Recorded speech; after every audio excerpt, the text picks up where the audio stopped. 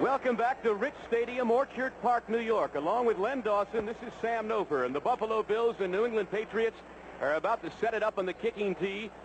67 degrees here at game time, uncharacteristic of Buffalo in November. Wouldn't you say, Len? Hey, I've been coming here since 1957. Nothing against the Chamber of Commerce of Buffalo, but I think this is the fourth time that I've seen the sun shining on a football afternoon. A fabulous day for football. The wind out of the southwest, 12 miles per hour. Kind of a swirling wind on the floor here of Rich Stadium. David Posey about to set, kick it deep to the Buffalo Bills. Keith Moody, 46, is the deep man in the middle at his 5-yard line. 20. 30. Out of bounds at the 35. An excellent return by Keith Moody. Knocked out by the man who kicked the ball, David Posey. And so the Buffalo Bills, with their first possession, will put it in play from the 35-yard line. Joe Ferguson, the quarterback. There's the great rookie Terry Miller. And Curtis Brown is the fullback. Wide receivers Lewis, Chandler, and Reuben Gant. Bob Chandler, number 81. He is the man that Ferguson loves to go to. They expected a crowd of somewhere in the neighborhood of 40 to 45,000. It may have swelled considerably with the beautiful day here in Buffalo. Both Lewis and Chandler split wide left in the I formation. Now Chandler in motion. And the pitch is to Terry Miller, the deep back. 5 yards to the 40. Brought down by Mel Lunsford, number 72. Zabel on the stop. Steve Zabel, also the veteran linebacker, 9 years out of Oklahoma. Here's the offensive line of the Bills. Yes, they've got two former All-Pros in McKenzie and DeLamielleure. Willie Parker, the veteran center. Second down, about 5 Bills. Roland Hooks replaces Miller in the backfield. He wears number 25. Give to Curtis Brown. Couple of yards, maybe the 42-yard line. In the grasp of Lunsford, 72. Brown carried, snapped by Lunsford. 2 yards. And here's that tough defense. Lunsford, Hamilton, and Bishop. Hamilton and Bishop, they have little injuries. They're hopeful that they can get by this game without aggravating those injuries. They also have a superb core of linebackers. Zabel, Nelson, Hunt, and Schote. Nelson has 4 interceptions, 3 fumble recoveries. A man who's always around the football. Big third down for Ferguson early in the game. About 3 to go. Chandler in motion coming your way. He's got to go up top. He's got to throw. Good protection. Oh, and it's incomplete. Ball was deflected at the line of scrimmage by one of the defensive men. He had good protection. Fox had the coverage, but somebody got a hand on it, as Len pointed out. And so Ferguson coming to the sidelines to confer with Chuck Knox. The Bills will have to kick it away. Well, he was looking all the way for the man in the middle, followed the receiver all the way. Perhaps what he should have done is look the other way first to maybe draw the attention away from who he's trying to throw to. But a big hand got in his face. That was the reason that ball was incomplete. Rusty Jackson kicking to Stanley Morgan back at his 20-yard line. Morgan awaiting the kick. Short kick. Morgan fumbles the ball. The scramble is on, and the Bills have it. They're going to score. Randy McClanahan, touchdown Buffalo. I believe they may call it back. It appears as if the play was dead at the New England 20-yard line. Here it is again, Len. Taking a look, the wind you mentioned is swirling down there. This created a problem, as you can see. He wasn't under the ball the way that he would like to. Now it's up to anybody diving, answering it. Buffalo coming up with the football, but they can't advance it. He's down. They're going to get a 1st and 10 from the 20, and great field position and a great break for the Buffalo Bills. Well, a 33-yard punt on the part of Rusty Jackson. Not a particularly good one, but the results are fabulous if you're a Bills fan. They whistled the play dead at the New England 20. The Bills put it in play. Chandler is slotted left. Frank Lewis, 82, is split wide left. Now Chandler goes in motion. Pitch to Terry Miller. Gets a block. 15, 10, and out of bounds at the 6. Joe DeLamielleure is the man leading the interference. And they spotted the 7-yard line. And also give credit, Sam, to Fullback Curtis Brown, number 47. You can see him going around leading the way for Terry Miller, number 40. When you get a back out in front, you get an offensive back with the ball 5 yards downfield with interference. He's going to make some yards. Miller must have felt very comfortable with that play. At Oklahoma State, they called it student body right, didn't they, Lynn? So it's first down and goal, Buffalo at the New England 6-yard line. Brown 47, Roland Hooks 25, the setback.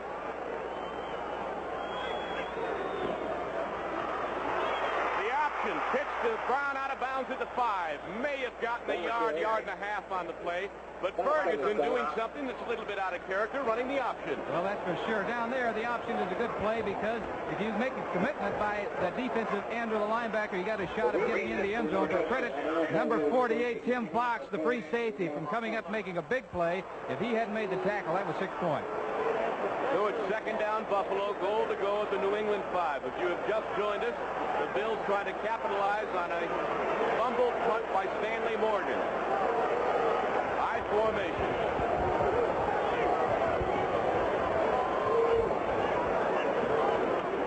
Second man through is Miller. Maybe the 3-yard line. Lunsford is on top. 64, Richard Bishop is also there, and at the bottom, Steve Nelson, 57, who, as we indicated to you, is almost always around the football.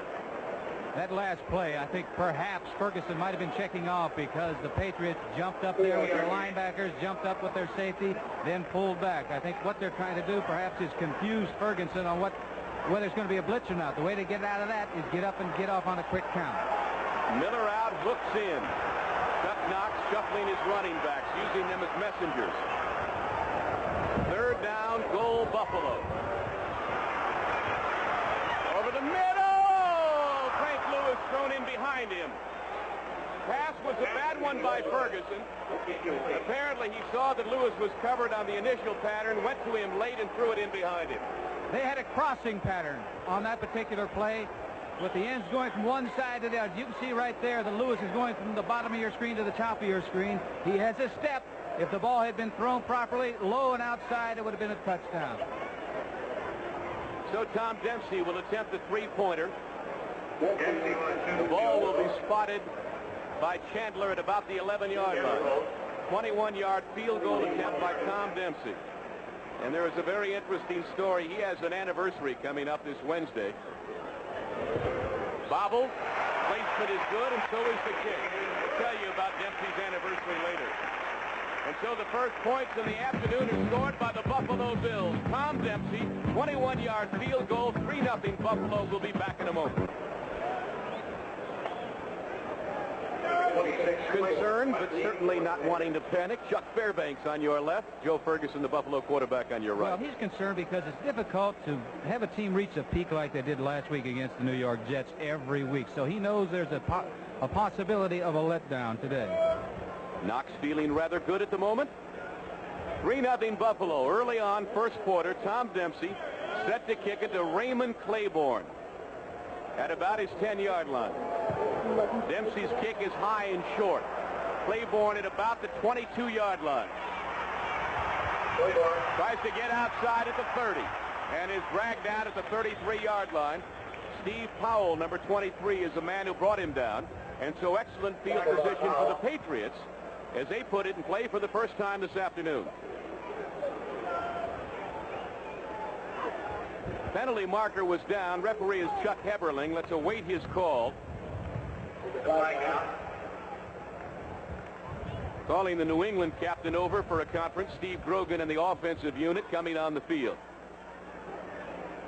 Be interesting to see what they do offensively. I'll get into that in a second after we hear what the penalty is all about. Offside, number 51, offense, re-kick. Well, they'll do it again. And while Mr. Heberling spoke to you, let's tell you the supporting people on his crew. The umpire, Bill Ross.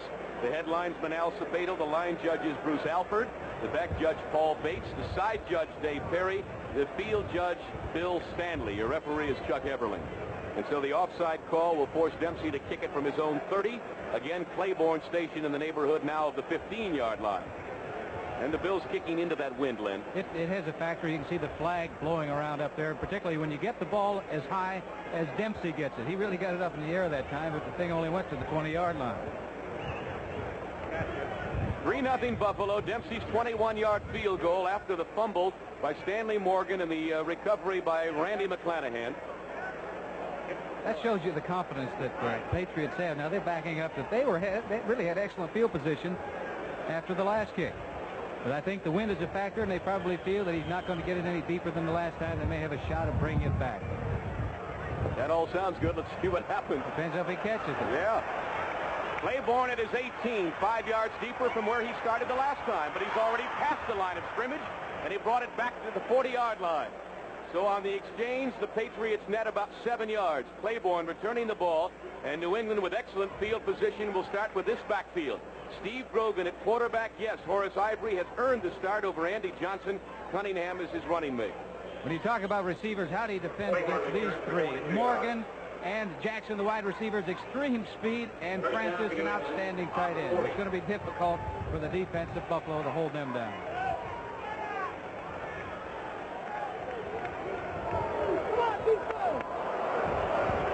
Now they send Johnson in motion. They apparently have switched at the last minute. Here's the screen pass to Cunningham. 45 midfield, first down into Buffalo territory. So after giving us the change and Horace Ivory starting, Fairbanks throws a curve to us, Len, and slips Johnson back in there. But it's a first down play on the screen to Cunningham. The offensive line, two great all-pros in Gray and Hanna. Lenkaitis is a veteran. Adams, and they tell us Jordan is a real comer. Well, that defense of the Buffalo Bills is going to have their hands full, that defensive line holding. And it's going to be Williams, Hardison, Dokes, and Sherman White. Their work is cut out for them this afternoon. Well, now we've got Horace Ivory in the backfield. Cunningham straight ahead, a big hole to the 42-yard line. Cunningham carry. Gain of about 6 on the play, and already they are exposing the gut of the Buffalo defense. Linebackers for the Bills, Shane Nelson, young. McClanahan was picked up from Oakland. Sanford is also very young.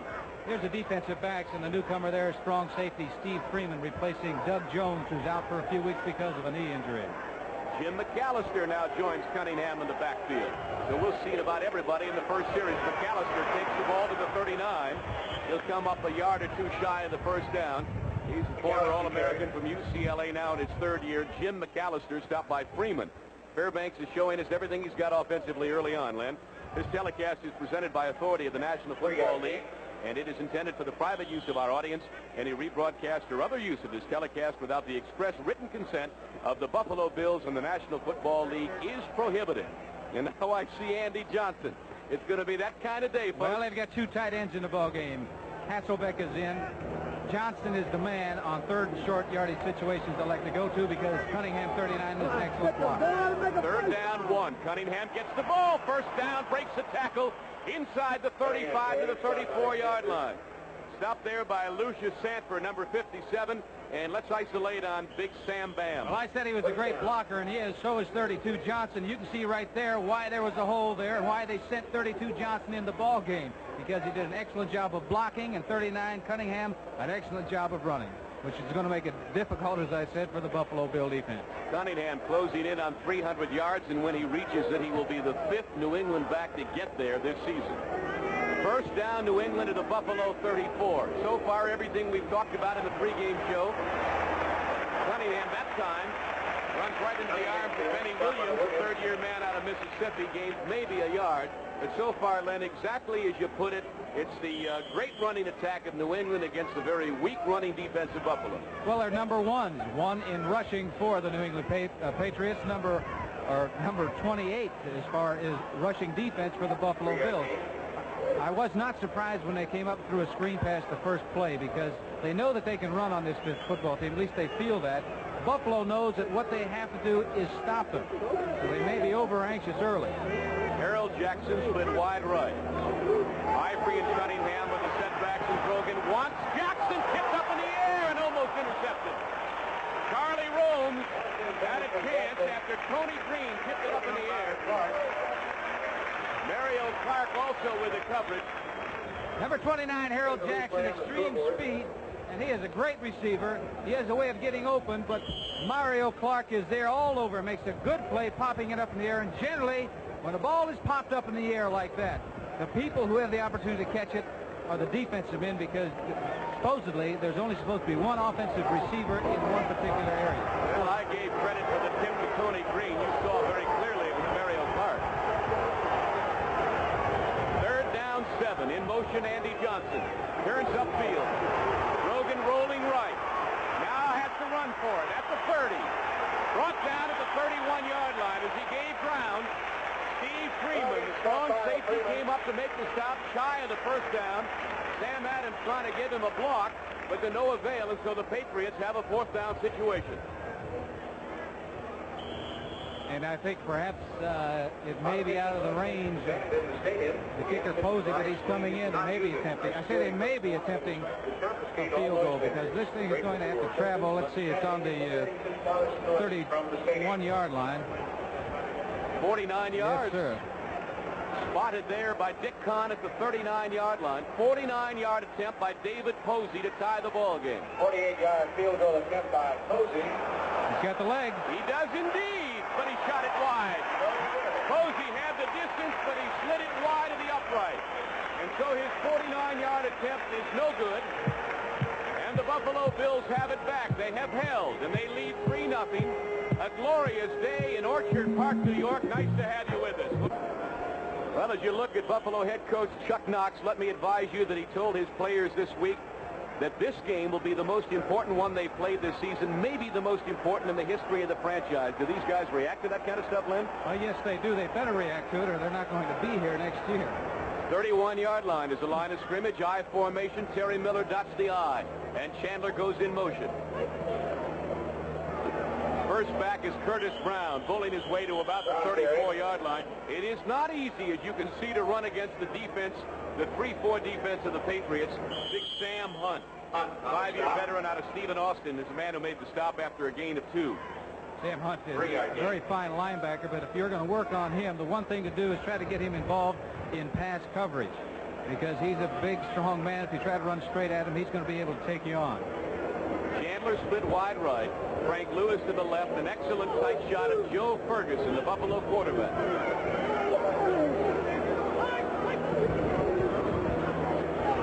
Keith Moody cuts it back. 39, 40-yard line as he bends forward and may be close to the first down. Perhaps a yard or a half yard shy. It's Roland Hooks, I beg your pardon. Roland Hooks, number 25, the ball carrier. On that last play, they moved Reuben Gant, the tight end, from one spot to the other, and they're pulling number 67, Reggie McKenzie. He's the man to try to get out in front. Good running and good blocking at the point of attack, and coming up really with a big play, because they need a first down right now. Well, I'll tell you something. In that big 24-14 win by Buffalo at New England last year, Moody, or rather Hooks, rushed for over 150 yards. Why do I keep calling him Moody, Leonard? I don't know why you do that. My move. 3rd and short. Brown, first down. Outstanding individual effort by Curtis Brown. He finally goes down in the grasp of Sam Hunt, number 50. But it's a first down for the Buffalo Bills. Let's check some scores. First quarter. Roy Gerela, 27-yard field goal. The Steelers lead New Orleans. Also a first quarter score. Green Bay 3-0 over Philly. A Chester Marcole field goal. And the Cardinals over the Giants. Jim Hart to Al Chandler, 5 yards. And we have an injured player down at the 45-yard line. It appears to be a New England Patriot. We'll check on it. Be back with more football here from Rich Stadium in Orchard Park, New York, in just a moment. With Len Dawson, Sam Nover back at Rich Stadium in Orchard Park. How do you like the Bills' gut so far, Len? Well, they're doing a job. I said we're going to find out about their character in the pregame show, and they're displaying that they do have character right now. Tim Fox was the injured player, barely had the wind knocked out of him. He's okay on the sidelines. You see Reuben Gant come strong side left, the tight end. And they run that way. Miller breaks the tackle into New England territory. 9-yard pickup by Terry Miller. Dick Kahn is the man who made the stop, and then we had a chance to see that great explosion by Miller. Well, that's right. Number 64 for the Richard Bishop, right there for the Patriots, had an opportunity, but he broke the arm tackle, and that's what they're talking about, arm tackles. A good back will be able to do that. Finally, number 22, Kahn, brought him down. But on that play also, Reuben Gant started on the right side, and he switched to the left side. The reason they're doing that, they have some new strong safeties in that ball game. Second down, less than 2. Throw No set backfield. Brown gets the first down as he dives to about the 43 of New England. And so the Bills staying on the ground and doing very well. Mel Lunsford is the man who made the stop. And Lunsford has a few words for somebody as he looks back over his shoulder. Probably saying, "Stop holding me." It's the sad lament of many a defensive lineman. Well, they have to live with that. They don't know that the offensive linemen, they're sworn to oath that they're not going to let anybody knock the quarterback down. The Bills have beaten Baltimore, Kansas City, and Cincinnati. They are 3-6 on the year, looking for their 4th victory. I formation, Chandler in motion. And Bedoin follows him across the field. Miller on the pitch to the 40. Still on his feet to the 38-yard line. Great individual effort by Terry Miller. Yes, sir. They're getting people out in front, and you're going to take a look at number 54, Steve Zabel, linebacker, and what he has to go through. Gant, number 88, the tight end. His job is to make sure he keeps him away, whether he does it by grabbing him or however it is, to keep that linebacker away from the running back. Finally, it was Big Sam Hunt from over the top that put him out. Gain of 5, 2nd down 5. They split Frank Lewis wide right, Chandler to the left. And again, tight end Reuben Gant comes from the right side to the left side. This is Roland Hooks. And the Patriots neatly jam that up for nothing. Bedoin 27, Nelson 57. So it'll be a 3rd down at about 5 here. Bedoin did a great job because he was the force man that time. He really jumped across that line of scrimmage about 3 yards, making sure that it had to be turned in, giving the men from the inside an opportunity to pursue, shutting off the hole. Here's another first quarter score. Seattle has gone on top of Chicago 7-0. Sherman Smith, a 1-yard run. That game being played at Soldier Field, Chicago. 3rd down and 5. Also a passing. Now look at the Patriots up there. You don't know whether they're going to blitz or not. They may fake it and jump back, or they may come. Now they peel a couple of men off. Ferguson, good protection, throws it out here and over the head of the intended receiver, Roland Hooks. And he just threw that one away, Len. Yes, he was. He was checking off at the line of scrimmage. The Patriots had him full that time. They had everybody up looking like it might be an all-out safety blitz, and then at the last second they jumped back. And what he did, he had to keep one of his backs in to give him additional protection, so consequently he's not spreading out the defense the way he wants to. The way to get out of that and get him out of that is come up and go on a quick count. And if you guess right, you might catch him for 6 points. Rusty Jackson ranking 6th in the AFC in punting, an average of 40.4. His net, however, is just 31.7. He'll try to put this one out of bounds inside the 10 if he can. He kicks it straight down the middle. How's that for a guess? Into the end zone. That was the old knuckleball shot. It was indeed. So the Patriots hold and get the football back, where they trail 3-0. When we return, it'll be 1st down from the New England 20. There's another first quarter score. San Francisco has taken a 3-0 lead over Atlanta. Ray Wersching, a 20-yard field goal as Grogan brings them up at the 20-yard line. They had one superb drive on their first possession. It ended, however, on a missed field goal attempt by David Posey from the 20-yard line. Play action. Grogan all day to throw it. Has a man, Harold Jackson, and he dropped the ball. Jackson. The coverage was by Randy McClanahan, the middle linebacker. Jackson had the football to drop it. Well, I'll tell you, Harold Jackson is really tough to guard against for a linebacker. He's tough. And you see that 54 committed himself on the play pass, which is good. Now, perhaps, if he'd have thrown the ball a little sooner, he would have had it, or up over top. What happened right there is Jackson could not see the ball because the ball wasn't thrown over his head the way it should have been. And upon a second chance looking at it, I think perhaps McClanahan inadvertently got a hand in that ball then. Well, the ball had been thrown lofted over his head. Jackson would have been able to see it, run under it. But you got a man with that speed running with the linebacker, you got to assume he's not running. Absolutely nothing. Jim McAllister right into the arms of Dee Hardison. No gain. In fact, they may have lost. Nope, they spot it right on the 20-yard line. There's our score. Len Dawson and Sam Nover from Rich Stadium in Orchard Park, New York. And the Bills, as we near the end of the first quarter, with just 2:05 to play, lead it 3-0. And Chuck Fairbanks is not pleased. Well, no, he's not pleased because things aren't going. They know that they should be able to run against this football team, and they haven't been able to do it that much so far in this possession. 3rd down 10, 5 defensive backs. Marvin Schweitzer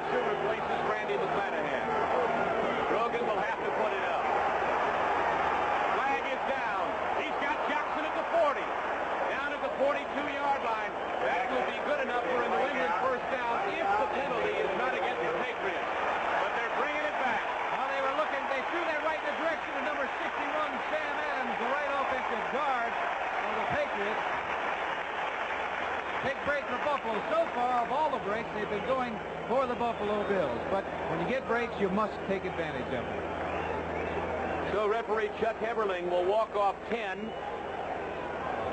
And the Patriots will have third down again. Holding. Offense. Number 61.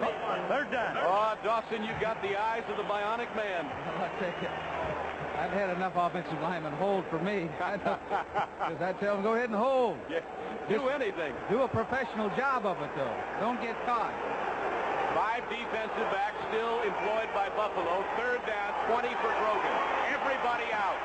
He's got Russ Francis at the 28, but he didn't get the first down. Francis peeled back. If he had fallen forward, he might have had it, but he elected to dip back, and he came up maybe a yard shy, but a flag is down. Let's see what this call is all about. It's in the backfield of New England.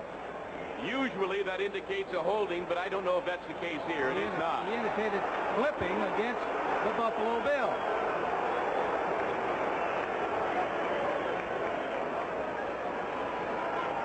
Personal foul. Unnecessary roughness. Number 70 defense. Oh, well, Ben Williams is the man. And so after Buffalo really held New England from the first down, Williams gives it to him on a personal foul. That's really a very poor move on his part because he knows they got 20 yards to go for the first down. You never want to take a chance of doing that. There's a man back there. He's called the referee, and his sole job, or one of them, is to watch and protect that quarterback. Johnson 32, Cunningham 39 in the setbacks. First down as Jackson goes in motion. Here's Sam Bam across the 45 to the 47-yard line. And the former Southern California star picks up a quick 4, stopped by Shane Nelson 59 and Stevie Freeman 22. I think what you're going to see now, Sam, is the other Sam, Cunningham, is that they're going to go back to the ground because now they're in a position right now near the midfield mark. If they can pick up 4 and 5 yards a crack, they're going to be content to do that. Len, how are we going to get Grogan to be consistent? How does a quarterback achieve it? Well, a lot of times it just takes experience and maturity. Now, he can come up with some fantastic plays, but he also comes up with some fantastic plays for the other side. He's got to eliminate those. Second down, a little over 5. Horace Ivory weaving his way for the first down. What a great back this kid is. Ivory to the 45 of Buffalo. Brought down by Lucius Sanford. But for those of you who had a chance to see the Miami-New England game on NBC a couple of weeks ago, this kid put on a heck of a performance. Well, he has an outstanding line in front of him. They're going to go to the left side because there are 2 men over there by the name of John Hanna, number 73, and Leon Gray, number 70. They're both all pros. And when they get into a tight situation where they need a yard, look for the Patriots to go to the left side. It's no secret. They've done it so often. So the Patriots with the first down at the Buffalo 45. Cunningham down on his back. Number 59, Shane Nelson, is the man who put him on his backside after he gained a yard, perhaps a yard and a half. Well, we played 15 rather quick minutes here, and surprisingly enough, the Patriots have yet to get on the scoreboard. They scored 88 points the last 2 weeks. Len Dawson, Sam Nover, back at Rich Stadium, Buffalo, New York, and on behalf of the A crew, our producer, Larry Cirillo, and our director, Harry Coyle, nice to have you with us. A fabulous day in Buffalo, 67 degrees, as you look at Chuck Fairbanks and his New England Patriots. Second down, 9. They have it at the Buffalo 44-yard line as we start second quarter action. Grogan throws a home run ball for Francis, and he's got it and lost it.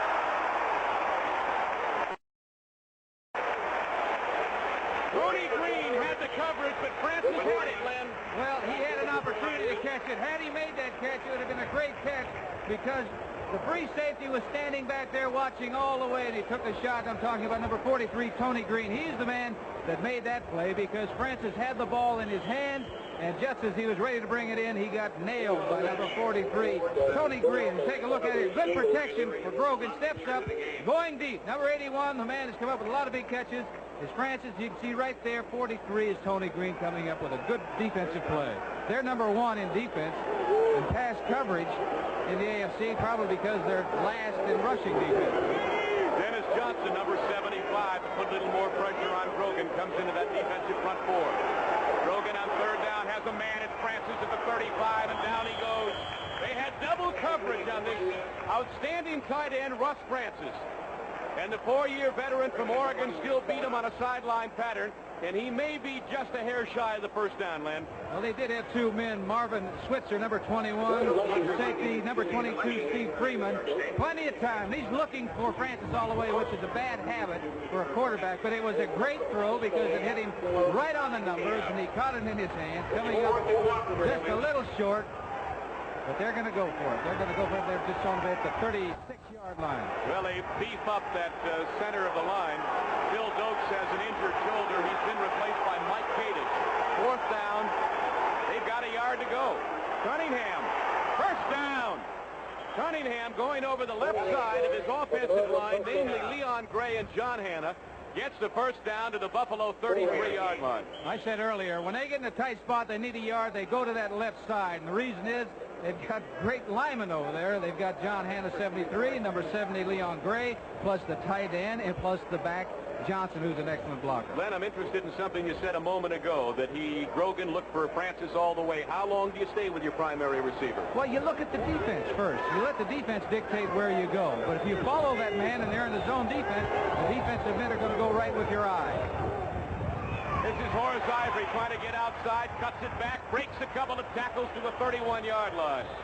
Ivory could have been tackled for a 2 or 3 yard loss, but on great individual effort, he brought it back to the 31-yard line before Ben Williams finally halted his progress.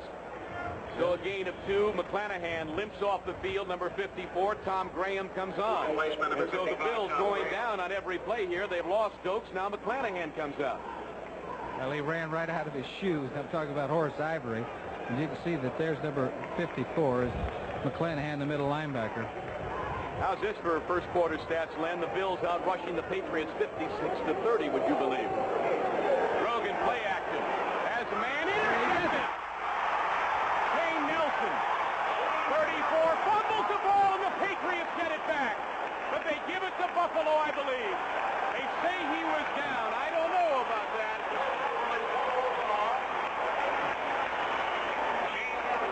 Well, I said before, and you just got through asking, looking at your primary receiver, Grogan going back, and he's following his man all the way.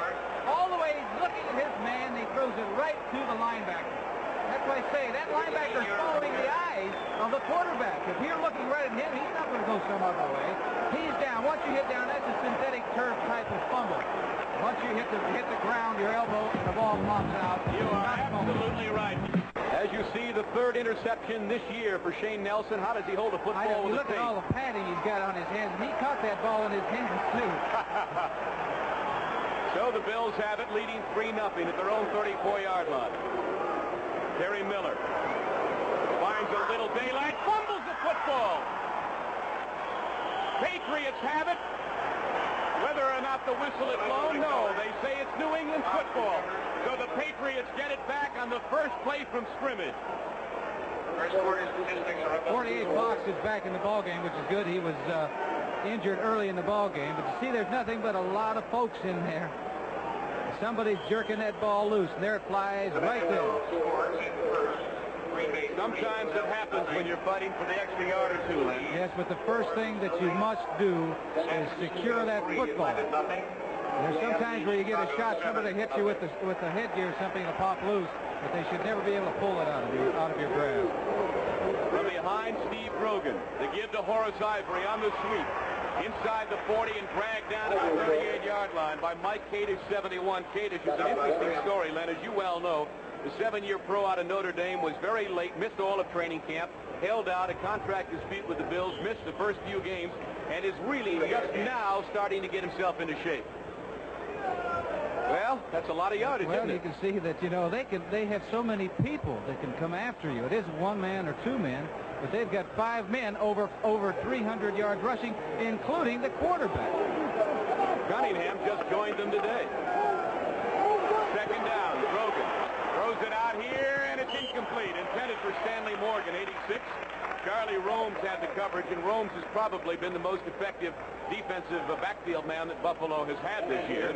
Although, as Lenny pointed out to you earlier, this is the #1 team against the pass in the AFC. Ostensibly, people think because you can run so well against them. Well, they do run so well. They're rushing for over 200 yards a game against Buffalo. And any team that, if you can establish that running game, brother, you can maintain possession of that or control of that line of scrimmage, and that's what you're trying to do every game that you're in.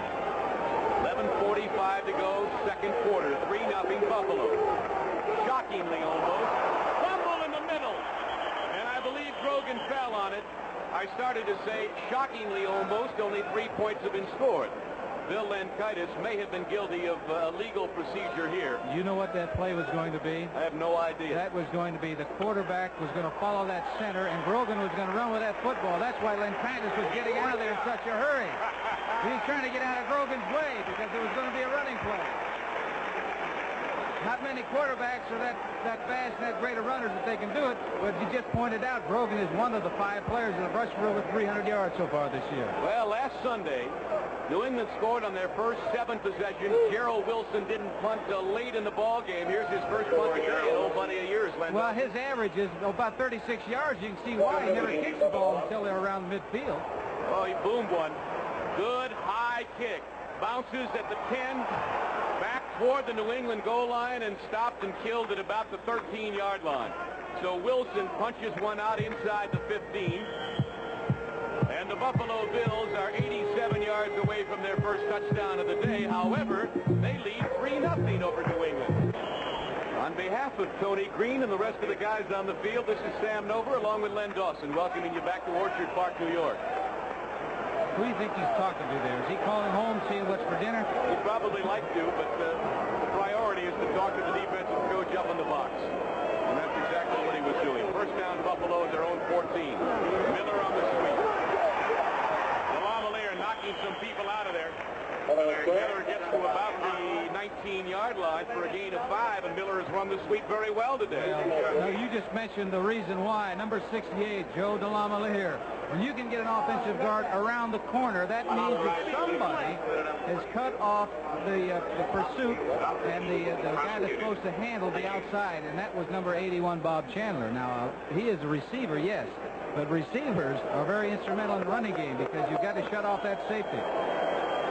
Gain of 6, second down, 4. They split Chandler wide left at the top of your screen.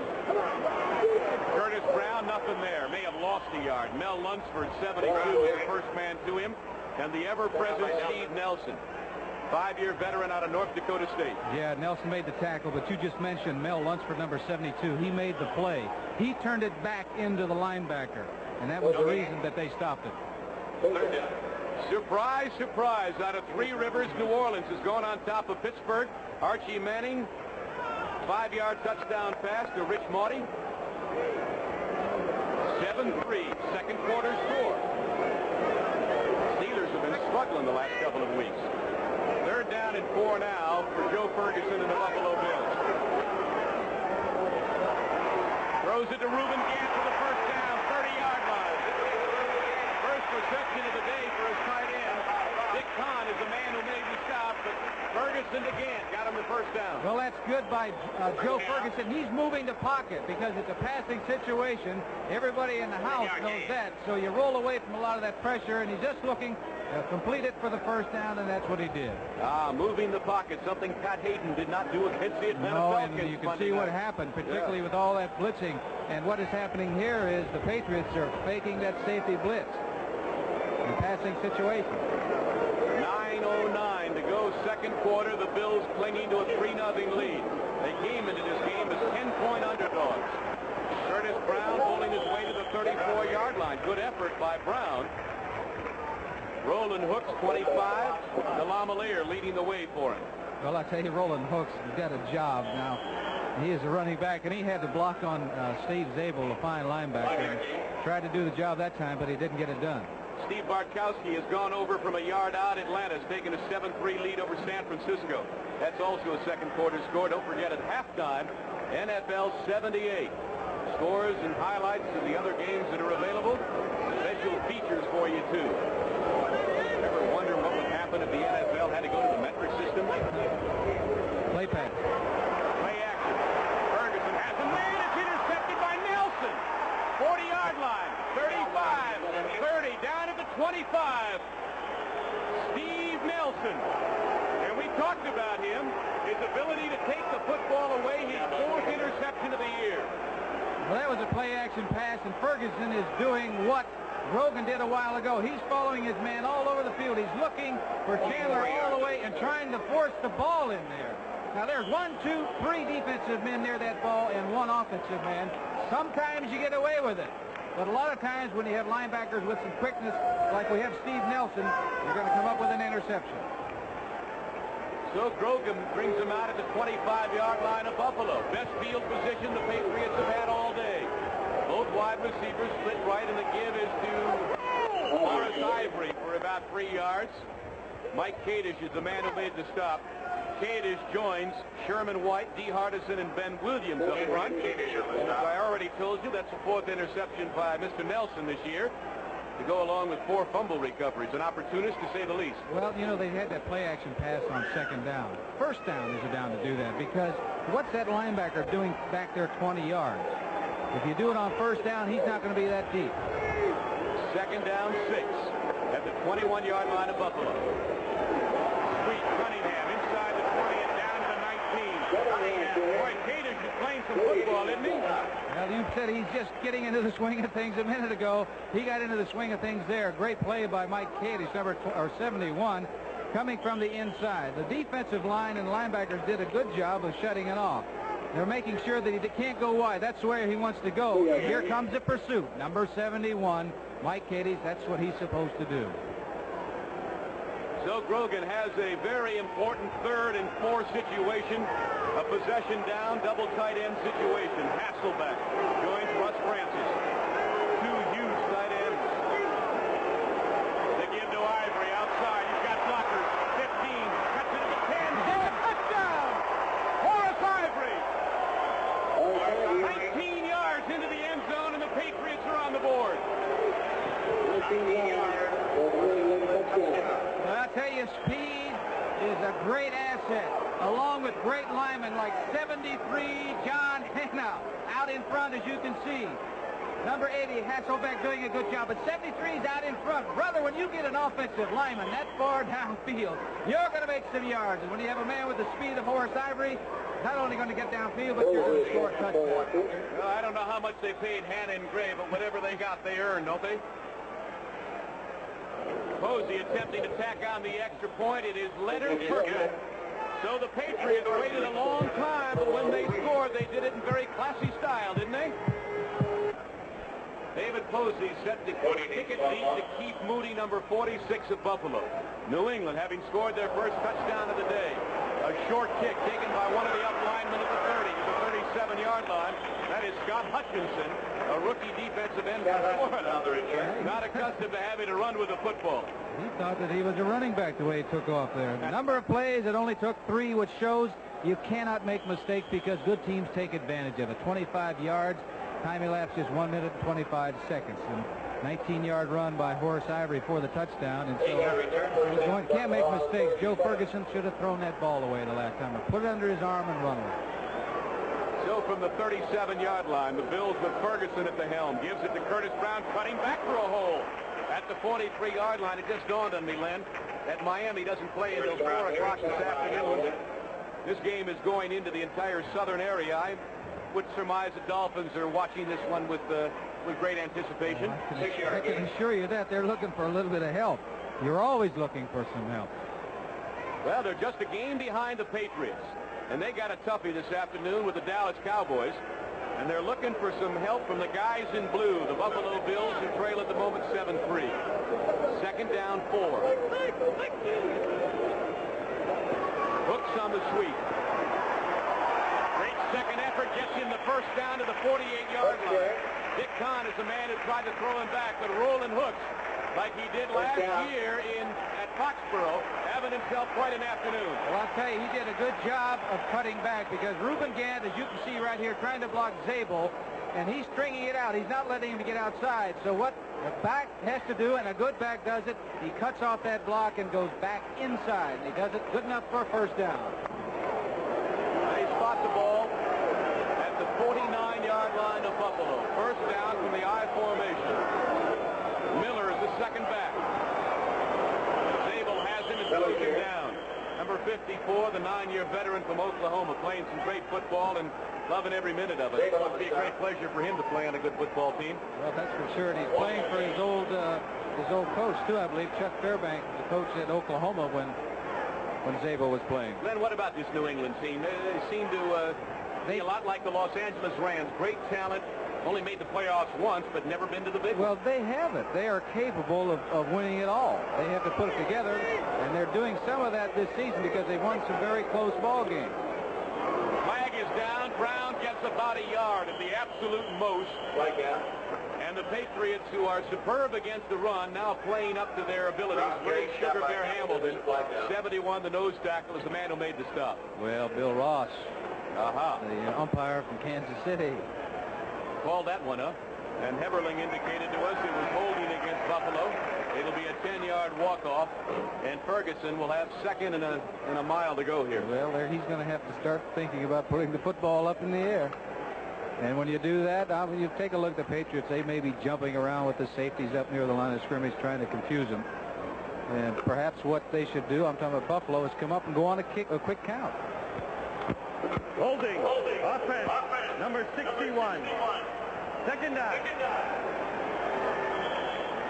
One great thing that you have to admire about the New England Patriots offensively is their balance. They rush for about 194 yards per game. They pass for 196. And they have the balance that almost every head coach strives for, Len. Well, that's what you're looking for, plus the fact that defensively they've got an outstanding defensive team. So they have all the ingredients. They put it together to go all the way, but so do a few other teams. Ray Kostick, number 55, replaces Sam Hunt. And now be a passing situation, second down 19. But they don't pass. They give it off to Roland Hooks. Breaks the tackle, but he stopped at the 42-yard line.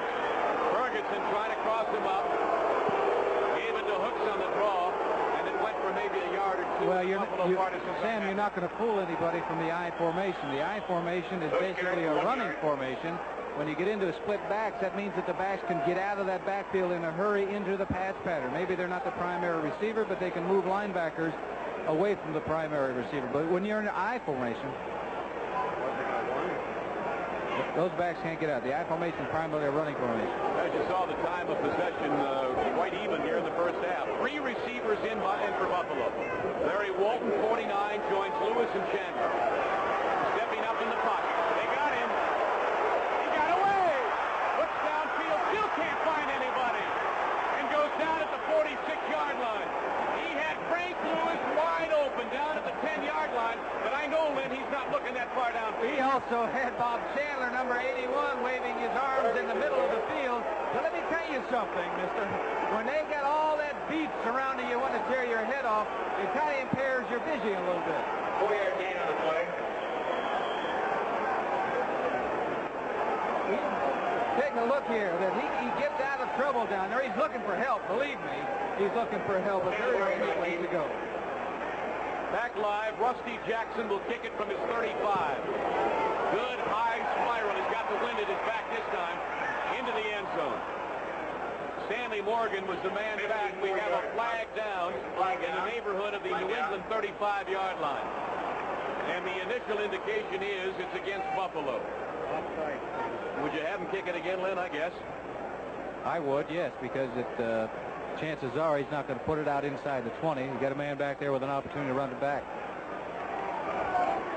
You know, if you look at things positively and aggressively, yeah, give me another shot at it. The guy had a great kick that time. Chances are he's not going to have another one. Let's listen to the call here from referee Chuck Heberling. Illegal man downfield. Number 41. Fourth down. All right, let's quickly pause for station identification. This is the NBC television network. This is WBAL-TV, Baltimore 11. 3:04 to go in the first half. New England 7, Buffalo 3. With Len Dawson, I'm Sam Nover. And the Bills set to kick it deep to Stanley Morgan of the Patriots. Rusty Jackson now will kick it from his 30. I'll tell you why they want it over, because they have Stanley Morgan back there. If he gets any daylight whatsoever, he can move it. At his 7-yard line. 15-20. Already they've benefited from the penalty. There's a flag down now at the 30-yard line as Morgan goes out of bounds on the far side of the field. We got a clip on the play. So as it turns out, they should have taken that last play. You know what's going to happen, Len? It's going to be probably at about the 18 when it's all over or so. 17 or 18-yard line, and all this time has cost the New England Patriots about 3 yards in that yardage. Well, I'll tell you, you saw with the great ability of Stanley Morgan what he can do when he gets the football, why they wanted him to have the opportunity to get a hold of it with a little daylight. And he didn't have much, but he turned a little bit into about a 20-yard run. But maybe the reason he did it is because one of his teammates clipped the Buffalo Bills. Well, he did better than that. 14-yard Clipping. Offense. Number 81. During the run back. Shame on you, Russ Francis. Did he say 81? He did say 81. As you can see what speed will do right here. Stanley's making his move. I don't believe he meant 81. I think he meant 80, which was Hasselbeck.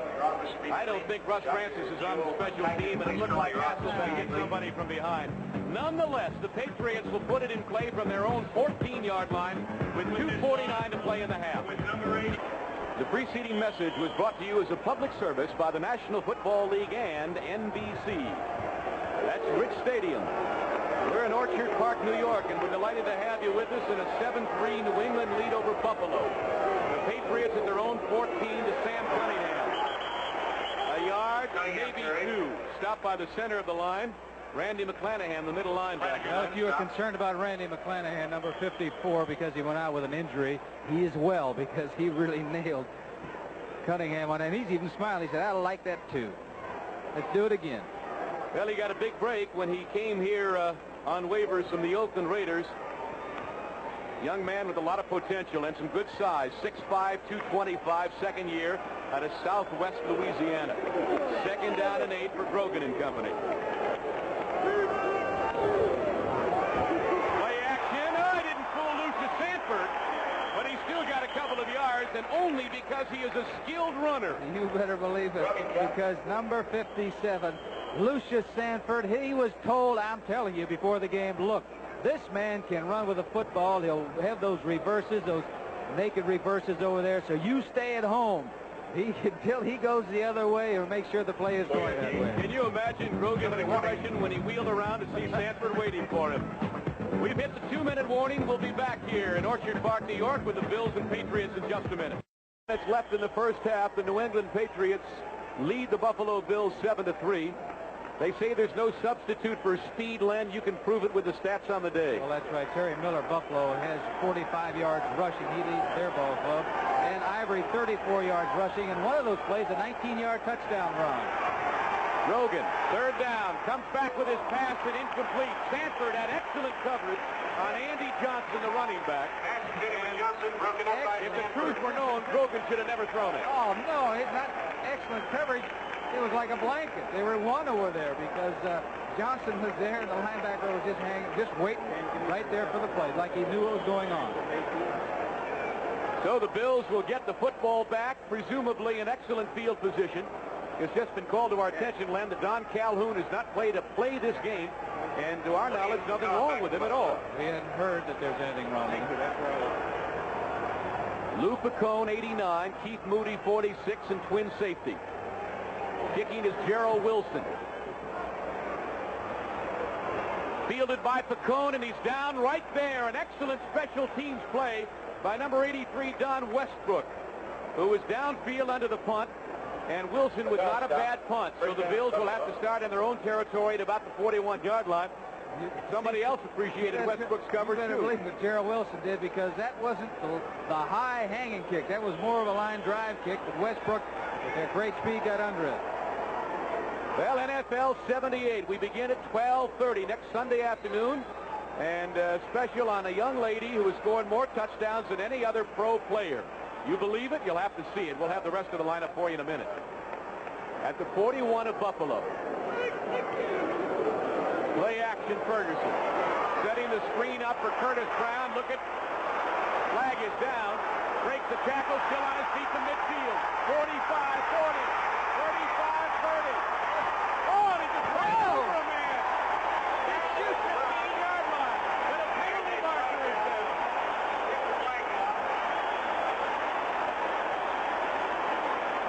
Have you ever, Leonard? You talk about a stiff arm.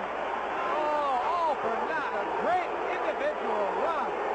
Tremendous run. Oh, it's all for naught, but we've got to see that play once again. It was a screen pass. As you can see, number 47 is kind of hanging around down in there. That's Curtis Brown. He gets it, and here comes Big Sam Hunt to tear his head off. Well, he missed. Cannot arm tackle him. Watch him get out of this situation down here, running into Reggie McKenzie. But you're going to see a stiff arm coming up like you haven't seen before, I don't believe. And it's going to be on number 26, Raymond Claiborne.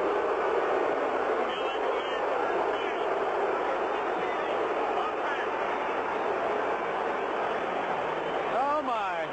That was the greatest stiff arm I've ever seen in my life. I just wanted to pick up Heberling's call. It was a legal procedure against Joe DeLamiere, number 68.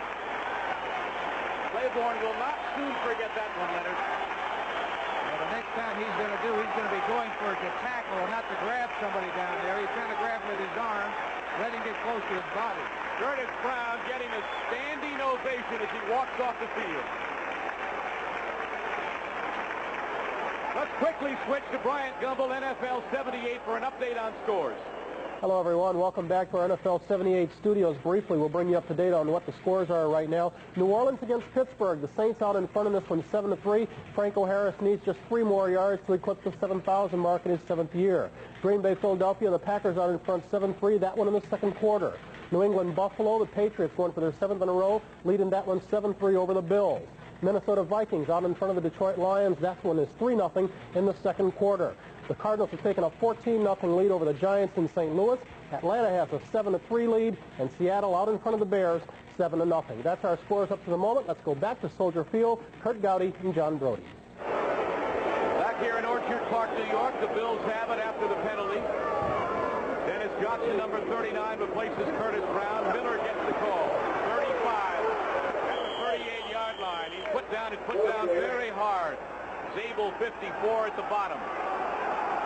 People are getting anxious here because they've got just a minute and 15 seconds remaining in the half, and they're not going into their 2-minute type offense.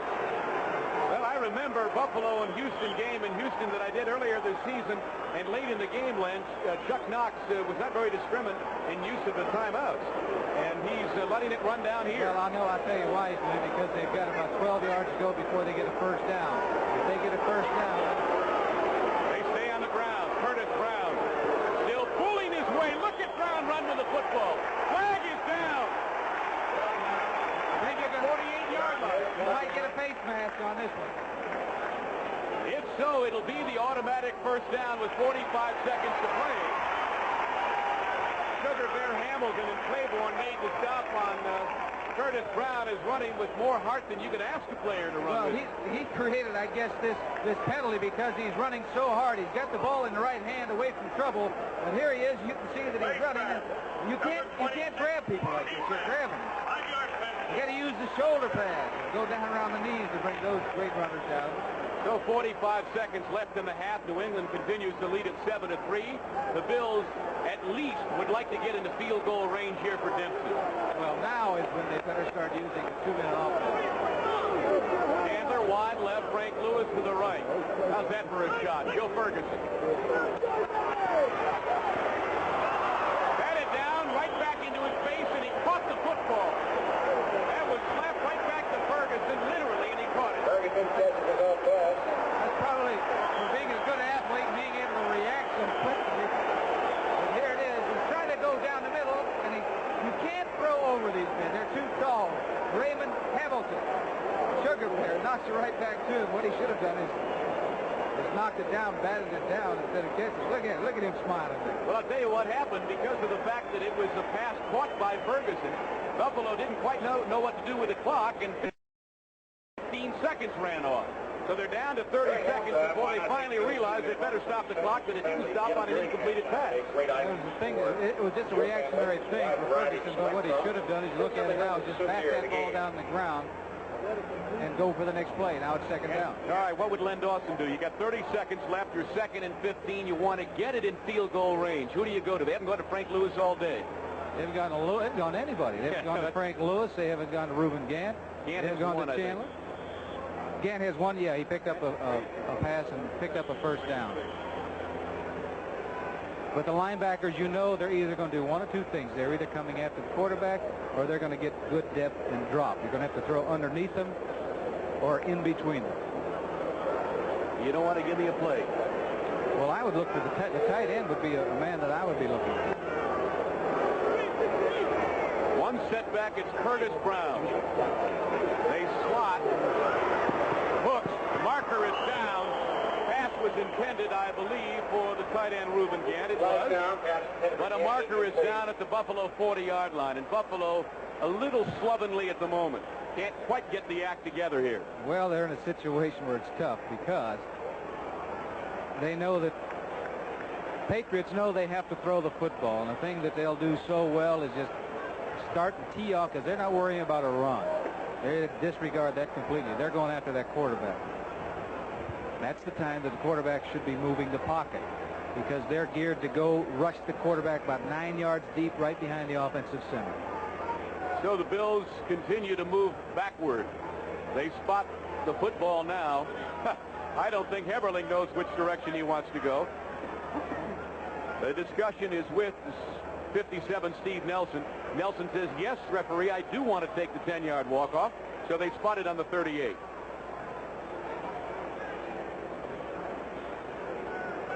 Illegal use of hand.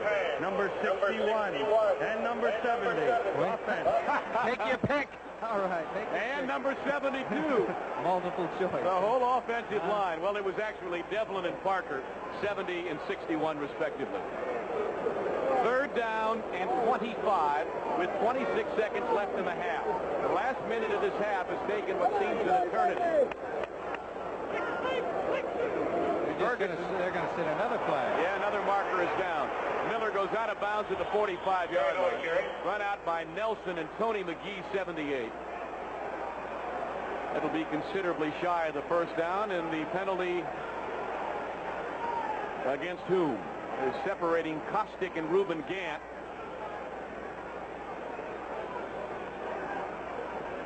Eberling's had more airtime than we have, hasn't he, Len?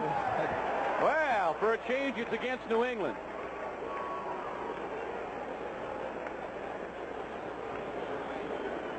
Here's the time, too. You got 21 seconds remaining in the ball game. You got a long way to go to get a first down. You either throw a sure pass if you're going to throw it like a screen pass where you don't have to worry about an interception, or throw it. Defense, number 54, second down. Throw it deep, so even if it's intercepted, with 20 seconds to go, the ball would be caught, intercepted. They've got a long way to go to score. I'm talking about the Patriots, even if they intercept it. And you got a shot at a big gainer. Zabel, the man offside, at the 44-yard line of Buffalo. Ferguson trying to move him into field goal range. He needs a big play, elects to go for the run again. Roland hooks. Gets back to the line of scrimmage and nothing more. So the Bills, much to the dismay of the partisan crowd here at Rich Stadium, are content to run the clock down. Rod Schopp, the linebackers, the man who made the stop, and the Patriots get a timeout here. With 8 seconds to go, they want the football back. Buffalo took that timeout. 8 seconds remain. Now what they can do, they got one more shot. They have no timeouts left, so they might as well put that ball up in the air. And the two things can happen. A lot of things can happen, but for Buffalo, they could either complete the pass and maybe score, or it could be interference on the Patriots. Even if it's intercepted, it's no big deal, because with 8 seconds to go, Patriots wouldn't have an opportunity to go back and score. Chuck Knox conferring on the sidelines with his quarterback, Joe Ferguson, who has completed but 2 of 6 passes on the day. Is that right? 2 of 6. Not what you would call your premier performance. They don't have anything going. Nothing has been established. Didn't get the running game going, really. And the penalties have hurt them. He's thrown an interception. I'm sure he's reluctant to throw in the middle. But here's an opportunity. It's a free shot. 8 seconds to go. Put it up in the air. Let her go deep. Keep both backs in the block to give yourself maximum protection. And take a shot at it. Len, halftime is when they make these all-important adjustments. If you were Chuck Fairbanks, what would you be thinking in terms of? They haven't exactly been burning up the scoreboard themselves, leading 7-3. Well, they're lucky to be 7 because they got that on a break, an interception, and took advantage of it. You got to tell them, we got to establish the line of scrimmage. Hey, we're a team that we're number 1 in rushing, and they're the last team in against the rush. Let's run against it. This could very well be the last play of the half. From the 44 of Buffalo, Ferguson. Throw it and pray kind of play. Out of bounds, intended for Frank Lewis. Well, Ferguson is screaming mad over on the far side. He's taking his helmet off, in fact. Dick Kahn had the coverage. I have no idea what he's angry about, Len, unless his receiver was knocked down. Well, he may have thought that his receiver was bumped. You're allowed that bump with 5 yards within that line of scrimmage, but after that, it's no unless you're going after the ball. But also that pass, he threw it out of bounds. So even if the receiver caught it, he had been 4 yards out of bounds to make the reception. Well, you couldn't tell by his performance today, but Joe Ferguson actually has had more success against the New England Patriots than any other team in the NFL. In 9 games against him, he's thrown 13 touchdown passes. Take a look at that secondary of the Patriots. See Miller on the sweep to midfield, fumbles the ball. As the clock runs out, it goes out of bounds. Nobody particularly happy with the ending of the first half. The Patriots lead at 7-3. This time it's going to be the Patriots receiving the kickoff in the second half. You're taking a look at the stats. Not very impressive in the first half. Both of them had 6 first downs rushing, but passing-wise, there's been nothing for the Buffalo Bills, just 4 yards passing in the first half. They have to improve on that. They're not going to be able to run against this Patriot team all afternoon. They're going to have to put the ball in the air in order to move it and to score some points. I can't believe it. The Bills have out-offensed the Patriots in the first half, but this way New England's going to have to gain something like 300 yards in the second half. They're capable of it, however. At the 8-yard line, Morgan to about the 23 and caught there and brought down. Charlie Rooms, 26, is one of the men who made the stop. Schweitzer on the stop. Schweitzer was there, as was number 52, Doug Becker, former Notre Dame linebacker who was activated just a couple of weeks ago as a free agent. And so the Patriots will put it in play as we begin play here in the second half. New England leading Buffalo 7-3. The 23-yard line is the line of scrimmage. Let us see what Mr. Grogan has in store this half. Well, I think he probably has been told, let's go back to what we're going to do the best, or what we've been doing the best all year, and that's run with the football. And he does just that. Cunningham through a big hole to the 30-yard line. Cunningham carried, stop by 59, Shane Nelson. Randy McClanahan, 54, but not before he picks up 7 yards on first down. That is a win on first down. I might add, too, let's run over John Hanna, because he seems to be able to move people out of the way. Offense is identical to the one that started the game. Ivory and Cunningham in the backfield with Grogan. Now they take Jackson out and put Don Westbrook in at one wide receiver. He's number 83. Morgan is the other 86. Ivory waiting for the blocking. Cuts back, gets the first down. Horace Ivory, 5 Buffalo Bills seem to have him hemmed in, but he got the first down. Well, they were stringing that play out. Number 70 is Gray, number 73 is Hanna, and they are moving people. That's what I was talking about a second ago. Go to the left side because those big offensive linemen do a job of moving people. But number 22, the defensive back, safety man Steve Freeman, really did a good job making sure Ivory didn't get outside. Because he'd gotten outside, it might have been all over. So it's first down at the 34-yard line. Andy Johnson, 32, joins Cunningham in the backfield. The messenger backs of Chuck Fairbanks. Cunningham, good block right through the middle. Look at that, almost to midfield. The official kind of got run over also. And I believe he's hurting a little bit because he really got his back and his knee twisted around. Bill Ross, the umpire, number 68, who is down. He's in a tough position. This is the second time this year that I've been broadcasting games that he's been doing that he has been down. He's in a very vulnerable position. You know, he has no padding on there. And he's looking for holding, and he's right behind the offensive or defensive line. And you can see there's a lot of big people there. Cunningham on a good block. by Bill Lincaitis, the offensive center. As you can see here, the officials taking a look. He has to get out of the way, but he doesn't. You can see that.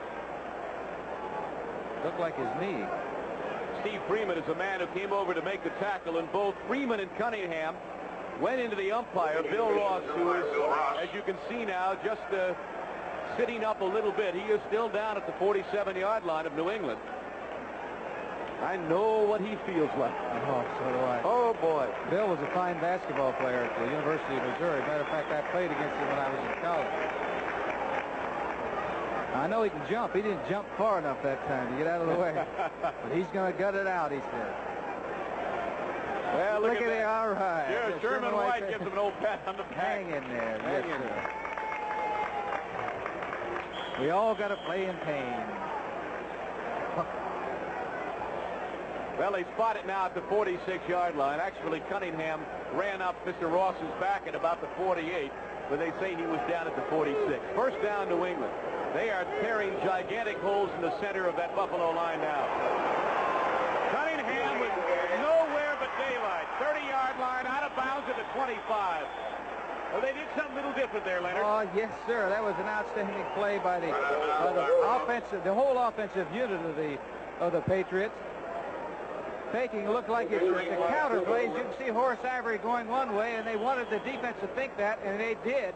Out in front, as you can see, number 86 is Stanley Morgan getting out front, giving a block to Cunningham, and number 74 is Shelby Jordan trying to get out in front of Cunningham, but making sure that he didn't flip anybody. Big play. That Jordan, speaking of big, is really a big specimen.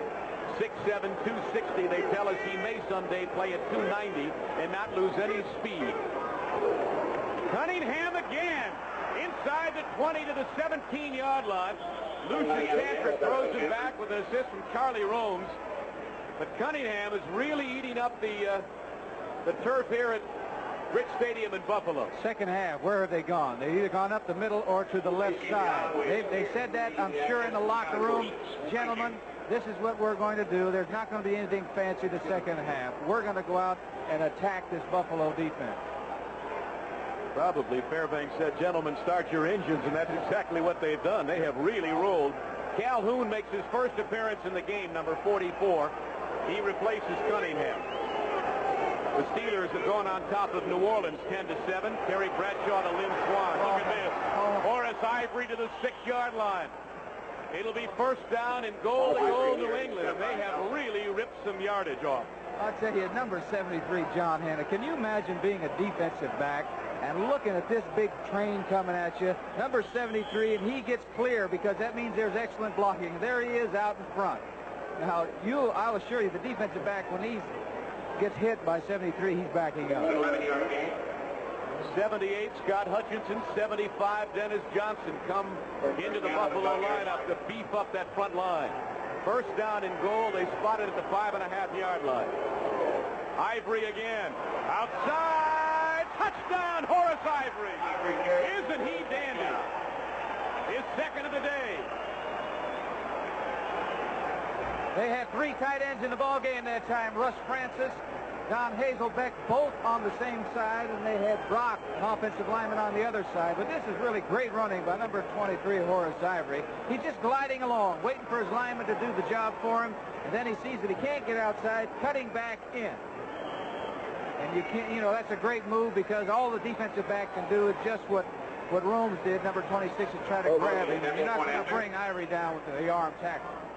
David Posey will attempt to make it 14-3. Dick Kahn will hold. The kick is up. It is perfect. So the Patriots have wasted no time in asserting themselves here in the second half. They marched downfield with their first possession, put 7 up on the board, lead it 14-3. We'll be back in a moment. Gained 56 yards in that New England drive with Ivory covering the last 5 for the touchdown. Here's Posey's kick. Line drive.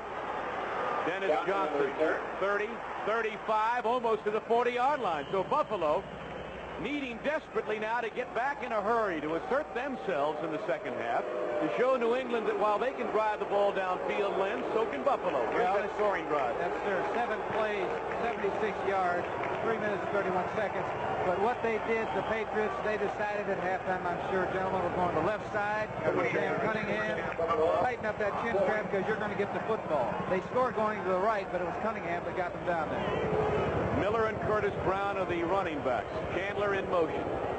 Joe Ferguson is going all the way at quarterback. The sweep for Miller.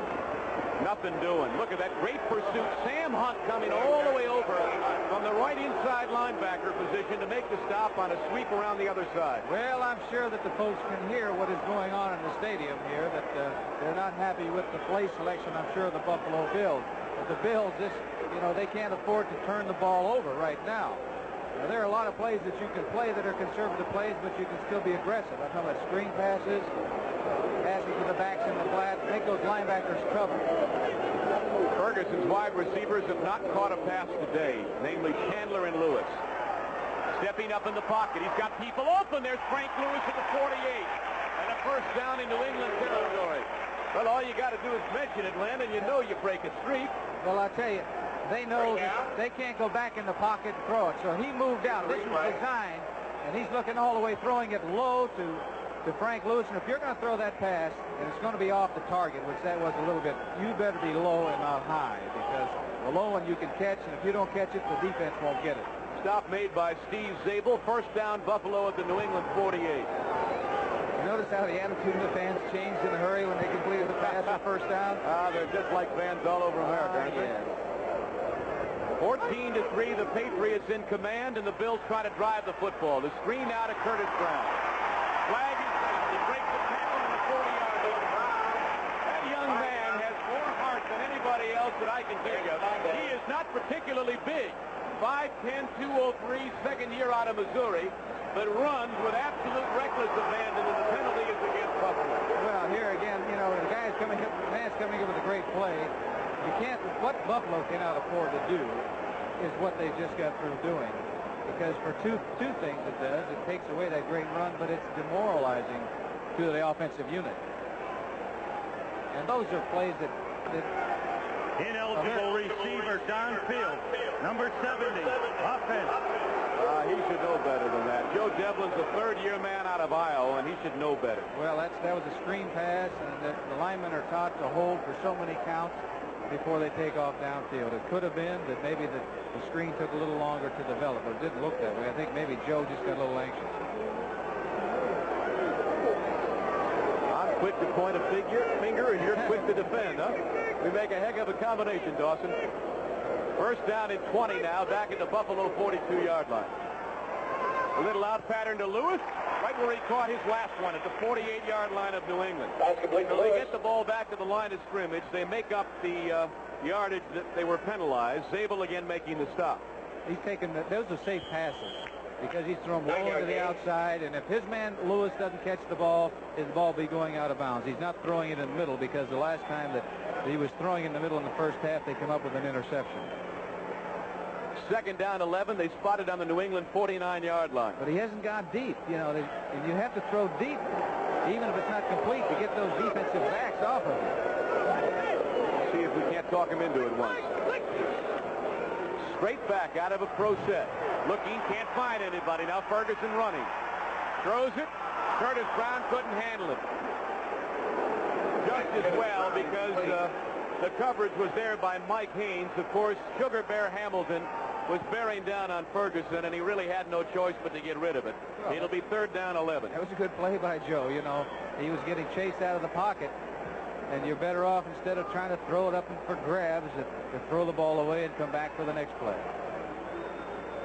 Len, in our pregame show, we talked about character. That Chuck Knox implored his ball club this week that it's the most important game they'll play all year. Do these guys look like they're playing the most important game? Well, I don't know about the kickoff. Looked like that they were very aggressive.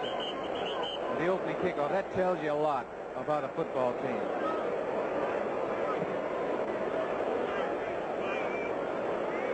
Well, the referee, Chuck Heberling, is trying to tell us something. I believe Buffalo has called a timeout, or is it the 30-second clock that is Yep. They're experiencing difficulty with the 30-second clock. It is the latter. The 30-second clock is giving them difficulty.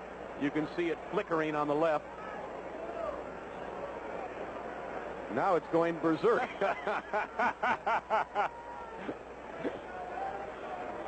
Well, that's not the one that Ferguson is looking to, however. The one behind the New England goalpost is working just fine, thank you. It's the one at the other end of the field. And so it's Grogan who'll have to contend with it here in the third quarter. So don't charge Buffalo with a timeout. Ferguson, passing stats not very good on the day. He hasn't thrown it up much, but he will now on third down and long. Look out. He's got a man, and he threw it in behind him. He tried to get it to Chandler, and he got it away just at the nick of time because Ray Hamilton put Mr. Ferguson on his backside. And not so nicely. Bill McRae is in the ball game. That's the first time I believe he's played in several weeks. He's healthy enough to play. Joe also on that particular play should have thrown that one away because it could very easily come up an interception. Ferguson is 56% completion percentage on the year, but he's way below that today, 4 out of 11. Stanley Morgan in single safety at the New England 10-yard line. Rusty Jackson will kick it from his own 40. 8:50 to go, third quarter. He shanked that one at about the 14-yard line. Well, it traveled farther than I originally thought it would. Well, he got it down, and Morgan fair caught the ball. You got the wind blowing that way, so that's a factor. But we got one of those yellow things down again. And it's against Buffalo again. By my count, Len, that's the 9th penalty against the Bills here in a little over one half. And by contrast, New England has been penalized only 4 times. So that's concentration. Things like that is concentration. Those are correctable mistakes. And they're giving them just that punt wasn't that spectacular, but it was inside the 20-yard line, so that meant that Patriots would have had to march close to 82 Ineligible yards. man downfield, number 53, offense. Will Grant, number 53, was not supposed to be downfield, but he was. And the partisans here in Orchard Park are starting to lose their patience just a bit with all the mistakes that the Bills are making. The fact of the matter is they are not out of this football game. They're trailing 14-3. Morgan now standing at the 10-yard line. Jackson will kick it from his own 35. Not a very good kick at all, unless it gets a bounce, and it does. It does. They kill it at the 2-yard line. Well, that was closer to a shank, Sam, but he got a great bounce. On the 2-yard line. Number 23, Steve Powell, is the man of the moment as he killed the ball at the 2-yard line. And when we come back, New England will have it from there, first down. Things have not been going well for Buffalo, but Rusty Jackson scooping up it like a shortstop, kicks it. And take a look at when you say it's a good hometown bounce. That ball is bouncing straight toward the goal, bouncing high in the air, giving Steve Powell an opportunity to take it out on the 2-yard line. That means now it's 98 yards away for the Patriots, giving the Buffalo Bills a pretty good chance right now. Yeah, Len, you notice how our director Harry Coyle and our producer Larry Cirillo weave their magic? How'd you like that for camera placement? Almost bounced into our lens. First down. Calhoun wedging his way out to the 5-yard line. The Buffalo fans imploring their defense to play some defense here and keep the Patriots hemmed in. Well, that time they hit that time. I'm talking about the Buffalo Bills. Lucius Sanford, number 57, did a good job of coming on and meeting the play. Now they went right back to their strength, or what they feel their strength is to the left side. That's Leon Gray and John Hanna with the fullback running in there. They want to try to get out of trouble. Now, if Buffalo right now is a beautiful opportunity for them to come up defensively, and if they can hold, they could get great field position. Grogan to pass. Quick out. Morgan at the 15 breaks the tackle to the 25-yard line as Sanford throws him out of bounds, but that got him out of trouble in a hurry, and an excellent call by Grogan. Yes, it was. It wasn't that great a pass, but it was a great call. A quick out. He knows that the defense is going to look to stop the run. He throws the ball. He throws it behind him. That's not the place to throw it. But good catch by number 86, that's Stanley Morgan, and good thing they caught up with him, because if he got some daylight, he'd have been gone. So Grogan has a little room to breathe and work with now at his own 24-yard line. 7 minutes and 50 seconds to play third quarter. The Patriots have owned the third quarter. They lead it 14-3. Bills trying to stiffen their backs a little bit here and get the ball back. Calhoun makes the tackle at the 30, 35, and he's got the first down. Don Calhoun running with the football, and Freeman brought him down. But again, it was a counter play. That was just like the play that they scored in the first drive with number 39, Sam Cunningham, running it to the left side. They just turned it around and showed the other side of the defensive line of the Buffalo Bills what that play was all about. Both of them working very successfully. So Grogan making first downs here to the Buffalo 36-yard line. First down on the 36. And the clock continues to move. Morgan goes wide right. Double tight end situation. They're making it obvious here, Len. They're going to run with the ball, and they're getting all the blocking they can get. Ivory on the sweep. 40, 45, carries a man, namely Charlie Romes, to the 45-yard line. You talk about manpower. You're talking about the double type, Hasselbeck and number 81, Russ Francis. And Francis is a great blocker, and they say that he's making Hasselbeck a great blocker also. But they're going to the left side over there, where they figure their bread and butter is. Philadelphia, Mickemeyer, 27-yard field goal. They lead Green Bay now by a score of 10-3. And the Bears keep coming back.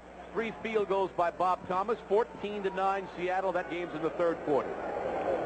We are 14-3, New England over Buffalo. Len Dawson and Sam Nover delighted to bring it your way here on NBC. Grogan, play action. Home run for Harold Jackson. Tipped away beautifully at the last minute. I said Jackson. It was Carlos Pennywell, number 88, the rookie, out of Grambling. Well, he had about a half a step. It was a good defensive play, but Mr. Grogan didn't see number 81, Russ Francis. He was open, but he upped it all the way. Now, there's a step and really a fine play by Charles Romes, but had that ball been thrown a little bit further, Carlos Pennywell would have had a touchdown. Put as often as you wish. This is the biomaterial on Mr. Romes. And as I said earlier in the ball game, he has been the most consistent defensive back the Bills have had all year. Now, Len's mentioned a couple of times to you that Buffalo is number 1 against the pass. We've kind of been cheap-shotting them by saying, well, anybody who gives up 300-plus yards against the run, got to be good against the pass, but they do play the pass. Well, they do. When the ball is in the air, this afternoon they've done a great job of going after the football. A couple of the plays have really been outstanding plays by the defensive backs of the Buffalo Bills. Calhoun trying to get the first down. They may call for a measurement. Here's the second quarter score. Kenny Stabler to Raymond Chester, 4 yards. Oakland leads Len Dawson's Kansas City Chiefs 7-0. They're not my team anymore. I'm retired. When did you disown them? I didn't disown them.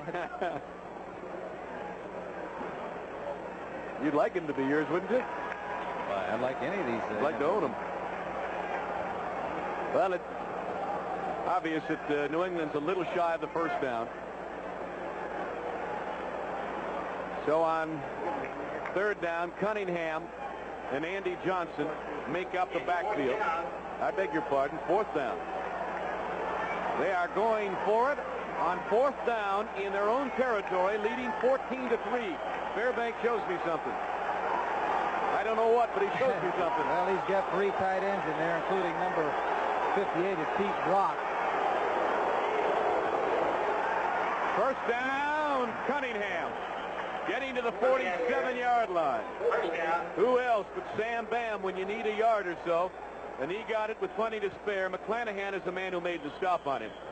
It's pretty difficult to stop that man for a half a yard. He's got 85 yards rushing so far. He was the one of the backs that hadn't rushed for 300 yards so far, and he probably said, wait a minute, I deserve to be up there too. But you can see the power that he has, and he grabs that ball with both hands. He was going to make sure no one's going to strip him of the football. Ivory has 63 yards rushing. Cunningham, as you saw, 85. This is Calhoun. Ooh, he almost lost the football in midfield. It popped out of his hands, and he grabbed it. Gained about a yard. Freeman, 22. Shane Nelson, 59. And Kadish gets off the bottom. He has played himself quite a football game, Mike Kadish. Let's pause briefly for station identification. This is the NBC television network. This is WBAL-TV, Baltimore 11. With Lenny Dawson, Sam Nover back at Rich Stadium, Orchard Park, New York. 4:43 to go, third quarter on a moving clock. The Patriots leading the Bills 14-3.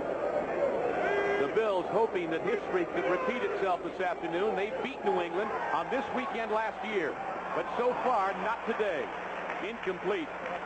McClanahan had the coverage. The pass was intended for Morgan, Len. Yeah, and once again, it was number 26, Charles Romes, who made a real fine play coming up deep, and he got a hand on that ball to knock it down.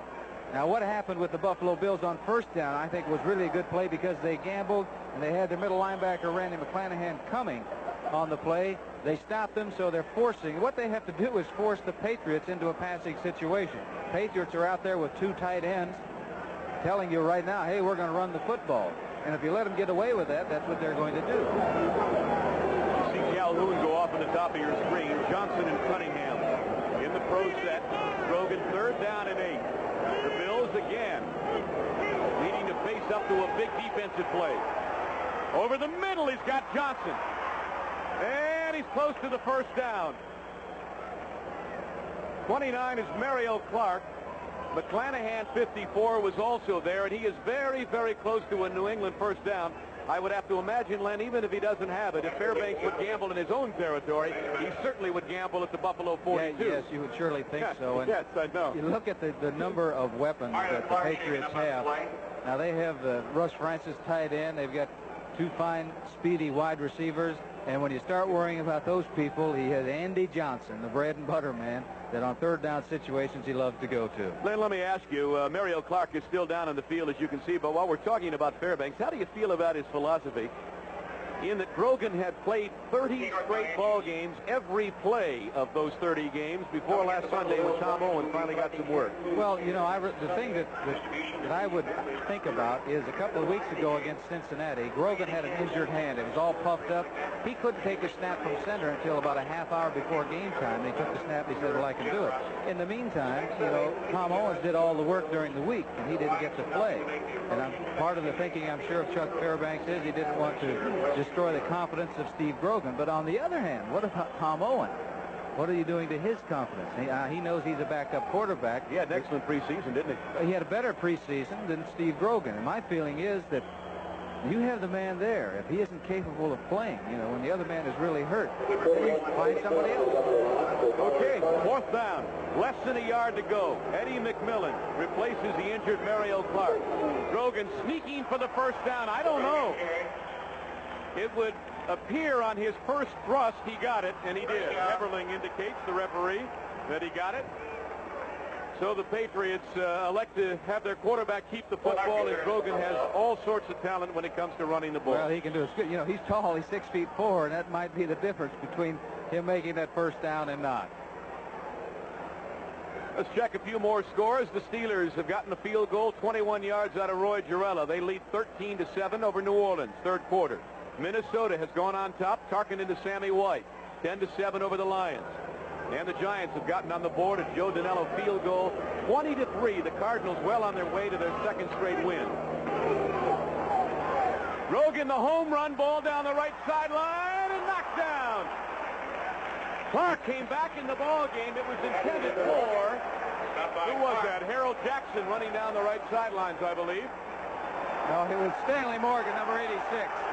But here it is. He had double tight in there looking like he was going to run the football, and it's up over top. Man-to-man coverage, and it's really an outstanding play, running side by side by number 21, Mario Clark. Well, Mr. Morgan came back and appealed to the official, wanting an interference call, but he did not get it. 3:12 to play third quarter. And Grogan using the first down situation to go for all the marbles there and try to break this one wide open. That's a good play because, you know, once in a while that's going to hit because they've been going very well on first down running with the football. Now he gets off to Ivory. Picking up a quick 5. Sanford finally tackles him. Lucius has had a nice ball game today. He's a rookie out of Georgia Tech. Right side linebacker at 6'2", 217.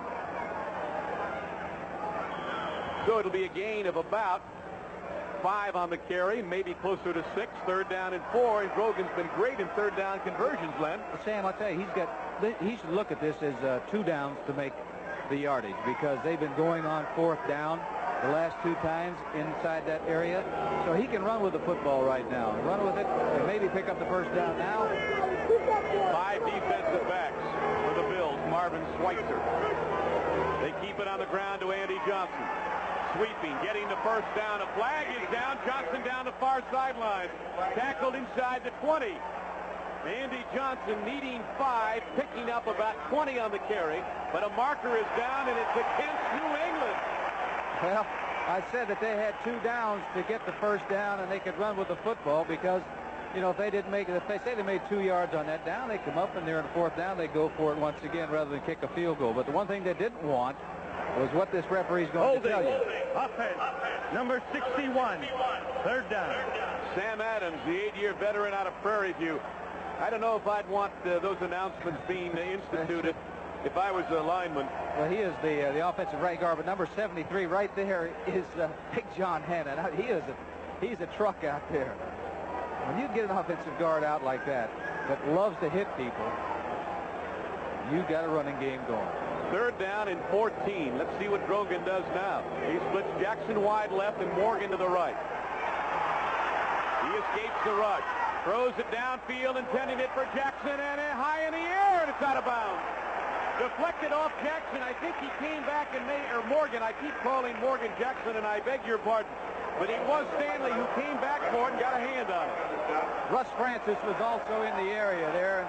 What Grogan was doing, this is 3rd down in a long yardage situation. They're not going to go 4th down in this situation. He doesn't think he can run for it, so he puts it up in the air. A couple of things can happen. Maybe somebody will come up with a great catch. Even if it's intercepted, they're down near their goal line. Just as I suspected, Morgan made a neat move to come back after it and did get his hand on the football. Gerald Wilson back will kick it from his 40-yard line. In single safety is Keith Moody, number 46 for Buffalo. Bad snap, Wilson. Oh, he drops the ball! And they got him back at the 40-yard line. Well, the fact of the matter is Gerald Wilson almost made a magnificent play. Well, I've seen him do that so many times. He did make the catch. And if you watch Gerald Wilson, he goes down after the ball. He knows it's a bad snap. He's got to catch it first. He caught it, but the old hands are gone. It must have been a slippery ball. Otherwise, he would have gotten the ball off. The old Notre Damer, Doug Becker, is the man who put him down. So the Patriots, with superb field position, have a chance to get back in the game. Who have just tackled punter Gerald Wilson at the 40-yard line. With a chance now to get back in the football game. They trail 14-3. Joe Ferguson. Curtis Brown and Roland Hooks are his setbacks. Play action. Looking downfield now, he's got to scramble. At the 40, 35, down at the 30-yard line, and he may have gotten the first down. Good play by Joe Ferguson. The one thing I would say when he was running with that ball hanging down around his knees, he should have put it away once that he got moving. He took his shot from Sam Hunt, number 50, but he knew that was coming. Got as much yardage as he could get, and then go on down. Here's a play-action pass, which is good on 1st down because you get an opportunity to get somebody deep. He was looking deep. No one was open. Now, you can't see it in your picture right now, but Chandler was waving at him, coming back toward the quarterback. To put the ball away now, because you know you're going to take a lick. DeLavalier, good block on Greg Shaw, coming back on the scramble by Ferguson. Now he gives to Curtis Brown. 2nd down and less than a yard, and Brown gets the first down, tumbling to the 28-yard line. Sam Hunt, number 50, and Mel Lunsford, number 72. And while I'm thinking about it, our thanks again today, as usual, to the excellent crew up here in Buffalo, the outstanding camera work, and the folks that allow Len and I to have the flexibility to tell you what's going on. Our spotters, George Crossan and Walter Sterner, and our statistician, Ray Hemke. As usual, here in Buffalo, they have a great crew, Len. Yes, they do. They know their football up here in Buffalo, too. I can say that. 1st down and 10. 27-yard line at New England.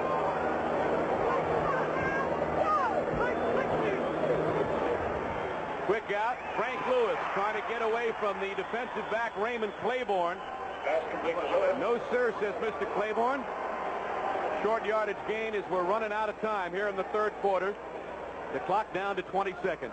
Quick out pass, but the ball was not thrown out in front. He had to turn around. Had the ball been on the other side, he would have been able to turn upfield and get that, lower that shoulder and maybe break a tackle. If anything, you'd have gained more yards. But the ball's got to be out in front. The one place you don't want to throw it is where he threw it.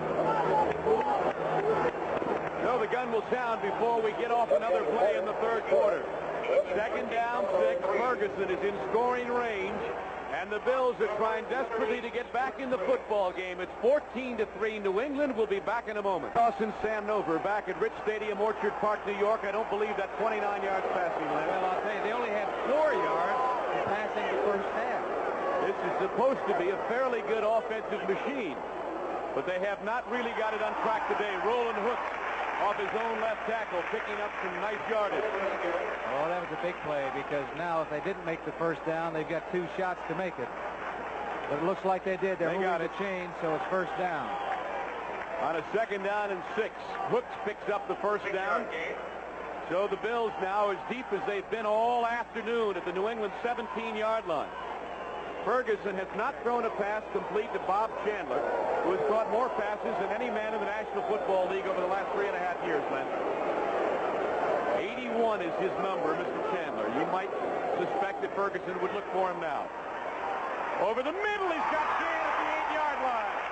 His tight end, Reuben Gant.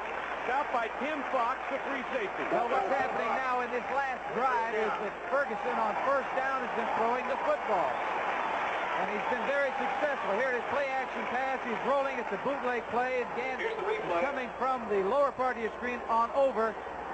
Throws it in there, hits him in the stomach. He shouldn't be leaving his feet to catch the football, though. That's something that you don't do, because when your feet are in the air, you cannot run until they get back on the ground. If you catch it in your hands, you just keep on moving.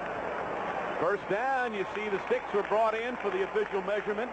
So the Bills have it first down and goal at the New England 7-yard line. It's 14-3 New England. Plenty of time to go. The entire fourth quarter. But they're 11 points down. And so they definitely want a touchdown on this particular drive. And the Bills go to the double tight end. Frankowiak, number 84, replaces Frank Lewis. So Gant, 88, Frankowiak, 84, the tight ends. Terry Miller just coming into your picture, number 40. They got 9 seconds on that 30-second clock. They better get moving or call a timeout, or they could be in trouble.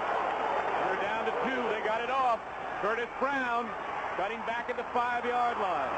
Fumble, and I believe New England has come up with it. They have indeed. Curtis Brown coughed it up at the 5-yard line, and it looks like Steve Zabel is the man who made the recovery. That's one of the things that can happen when you take your time and you rush things at the end. You don't run the play the way that you would like to. Well, they messed it up when they got down deep, didn't they? We'll be back here in Buffalo in just a minute. The Patriots still leading by 11. We're going to give you that address again in just a while, so get a pencil and paper, if you will, and you'll be able to write it down. We'll wait a play or two. But, Len, that's a very unfortunate thing that's happened to Buffalo. Well, I'll tell you down there, I don't understand the reason behind it. The plays are coming from the bench, and they're shuffling people back and forth. And one area that you've got to be precise is down near the goal line. That's where you score the point. Still from the 7-yard line. And it's the sweep to Ivory. Look at this at the 25, trying to cut it back. Still got additional yardage. A great effort by Horace Ivory. Steve Freeman finally knocked him out of bounds, but when Ivory saw he was hemmed in, he just came to a stop. Right, that's what he should do. Let the pursuit overrun you and try to find a little alley someplace. This is the old crossbuck series, faking to the fullback. The guard's pulling out in front. 61 is Sam Adams. And number 73, I've been mentioning him all afternoon. And when you get a guard, and I'll say it again, downfield that far, you're going to get great yardage. But you see Horace Ivory using great running ability. Let the defensive men run by him. He picked up about an additional 5 or 6 or 7 yards with that move. 100 yards for the afternoon is Horace Ivory. And to give to Calhoun, breaking a tackle to the 38-yard line. And it is not altogether out of the question that Buffalo's defense is a bit demoralized after seeing the offense fail to get any points out of that drive. Well, and when you get that close, you at least have to give yourself an opportunity to get some points. By that I mean at least try to kick a field goal. You might miss it, but at least give yourself an opportunity. The one thing you don't want to do is cough up that football by the end zone, by a fumble or an interception. Well, the Patriots well over 200 yards rushing the football as a team this afternoon. Ivory at 93, Cunningham 85. They're probably up over 250. Second down. Calhoun on a counter. 40, out of bounds inside the 45, or just before he hit the 45-yard line. Don Calhoun. And now all of the New England backs are running with that reckless abandon they seem to have things in control. Well, I'll tell you why they're doing so well. Beside the fact that they have great ability, they've got an offensive line that's popping out there. They're hitting. The guards, when they're pulling, they're coming out and they're hitting people. They're not just going out and running. They're finding somebody to hit. Okay, Len, once again, here's that address to send your tax-deductible contribution to help our American Olympic athletes. U.S. Olympics, Post Office Box 1980C, Cathedral Station, Boston, Mass. 02118. And we thank you very much. Calhoun runs right into number 71, Mike Kadish. Nope, 74, I beg your pardon, D. Hardison it is. The rookie out of North Carolina State, who is the man who made the stop. And so it's going to be second down now for Grogan. 10 yards to go, no gain, but he has got the clock on his side as an ally at the moment. 11:20 to go in the fourth quarter and leading 14-3.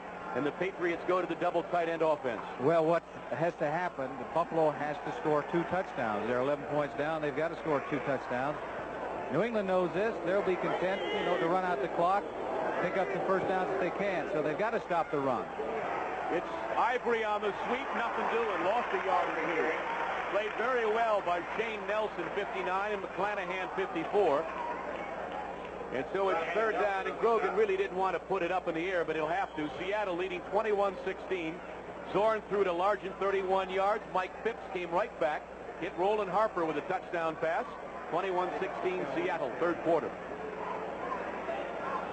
Big third down play now for the Buffalo Bills because they've got to stop them. They've got to get the football back because with 10.5 minutes remaining in the ball game, 2 touchdowns is what they need to win it. They've got to get the ball and get on the board. Jackson goes wide left, Morgan to the right. Before this day is over, I promise I'll straighten those 2 receivers out. This one is for Jackson. He's got him, and he overthrew him just off his fingertips at the 20-yard line. Charlie Rooms had the coverage, and Grogan just threw in a hair over the outstretched hand of Harold Jackson. Yeah, he did, and also that's the one spot in the whole field, if you can see over there the brightness, that the sun shines down on that one particular area down there. It could be that perhaps Harold Jackson didn't see the ball all the way. You can see right there that that's the sunspot, and it's just a little bit beyond. It could be that the sun might have gotten in his eyes, and he wasn't able to run under it. Maybe he didn't see it as clearly as he would like. Well, Ferguson isn't the only one who's not had a particularly good day throwing the ball. Grogan is only 5 out of 16 for 65 yards. Here's Gerald Wilson's punt. Moody at the 10-yard line.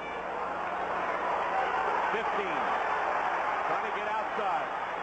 And he's out of bounds at the 22. Number 37, James McAllister, is the man who ran him out. So the Bills have it. Not in as good field position as they did moments ago, but they have the football. You know, Lenny, in sharp contrast to some of the problems that other teams have had with their cheerleaders, the Buffalo Bills say these Buffalo Jills have given them nothing but joy this year. They make civic and charitable appearances, and on one occasion, they made a communion breakfast, would you believe? I would believe it. There are some lovely young ladies. So Buffalo, more than happy with their cheerleaders, which is more than we can say for some other teams. Ferguson, an out pattern to Chandler, and it's complete. Chandler's first reception of the day. To perfection. To perfection. Number 81, Bob Chandler. It was just a matter of time before he got his hands on the football, but he made that move on the sideline that the real good receivers make. He caught the ball. He was hanging over the sideline. Not all the players aren't the only ones having fun here today. That thing's been bouncing around in front of our location. We're out in the open here at Rich Stadium, Buffalo. We are not back in the press box. Thankfully, it's a lovely day, 67 degrees at game time. Curtis Brown for the first down as he busts across the 35 to the 36-yard line. So Buffalo has the first down, but the clock is working against them. And what they're doing out there, what they should be doing, they better step up the pace out there. You know, you've got to get in and get out of that huddle. They're 2 touchdowns back with 9.5 minutes remaining. Sherman Smith has gone in from 6 yards out. Seattle's lead blossoms to 12 over Chicago, 28-16. Still in the third quarter, they could end up scoring 100 points over there. Anytime Seattle's in a game, they could, if you get a hot team against them, the 2 teams can score a ton of points. Play action. He's got a man in behind Frank Lewis, 45-yard line. Good catch. Mike Hayes, number 40, the cornerback, made a good move, making sure that he stayed in bounds. He's well aware of the clock. What I'm saying about the Buffalo Bills is, well, they're 2 touchdowns back with 9 minutes remaining in the ball game. They've got to score twice, so You got to get that tempo going a little faster. In and out of that huddle. Well, who's responsible? Is that the quarterback's job? Part of it. The other part is for the coaches who are calling the plays from the sidelines to get things moving. Make up their mind before the play. You know, before this play is run, they better know what they're going to call in the next play, whether it works or whether it doesn't work. Okay, Chaz Knox, get him moving here. All right, that didn't work. They should have a play right now. It's going to be third down and short. Hooks did not get the first down on that carry. As you look at Chuck Fairbanks, behind him Andy Johnson. Fine running back of the New England Patriots on their side of the field.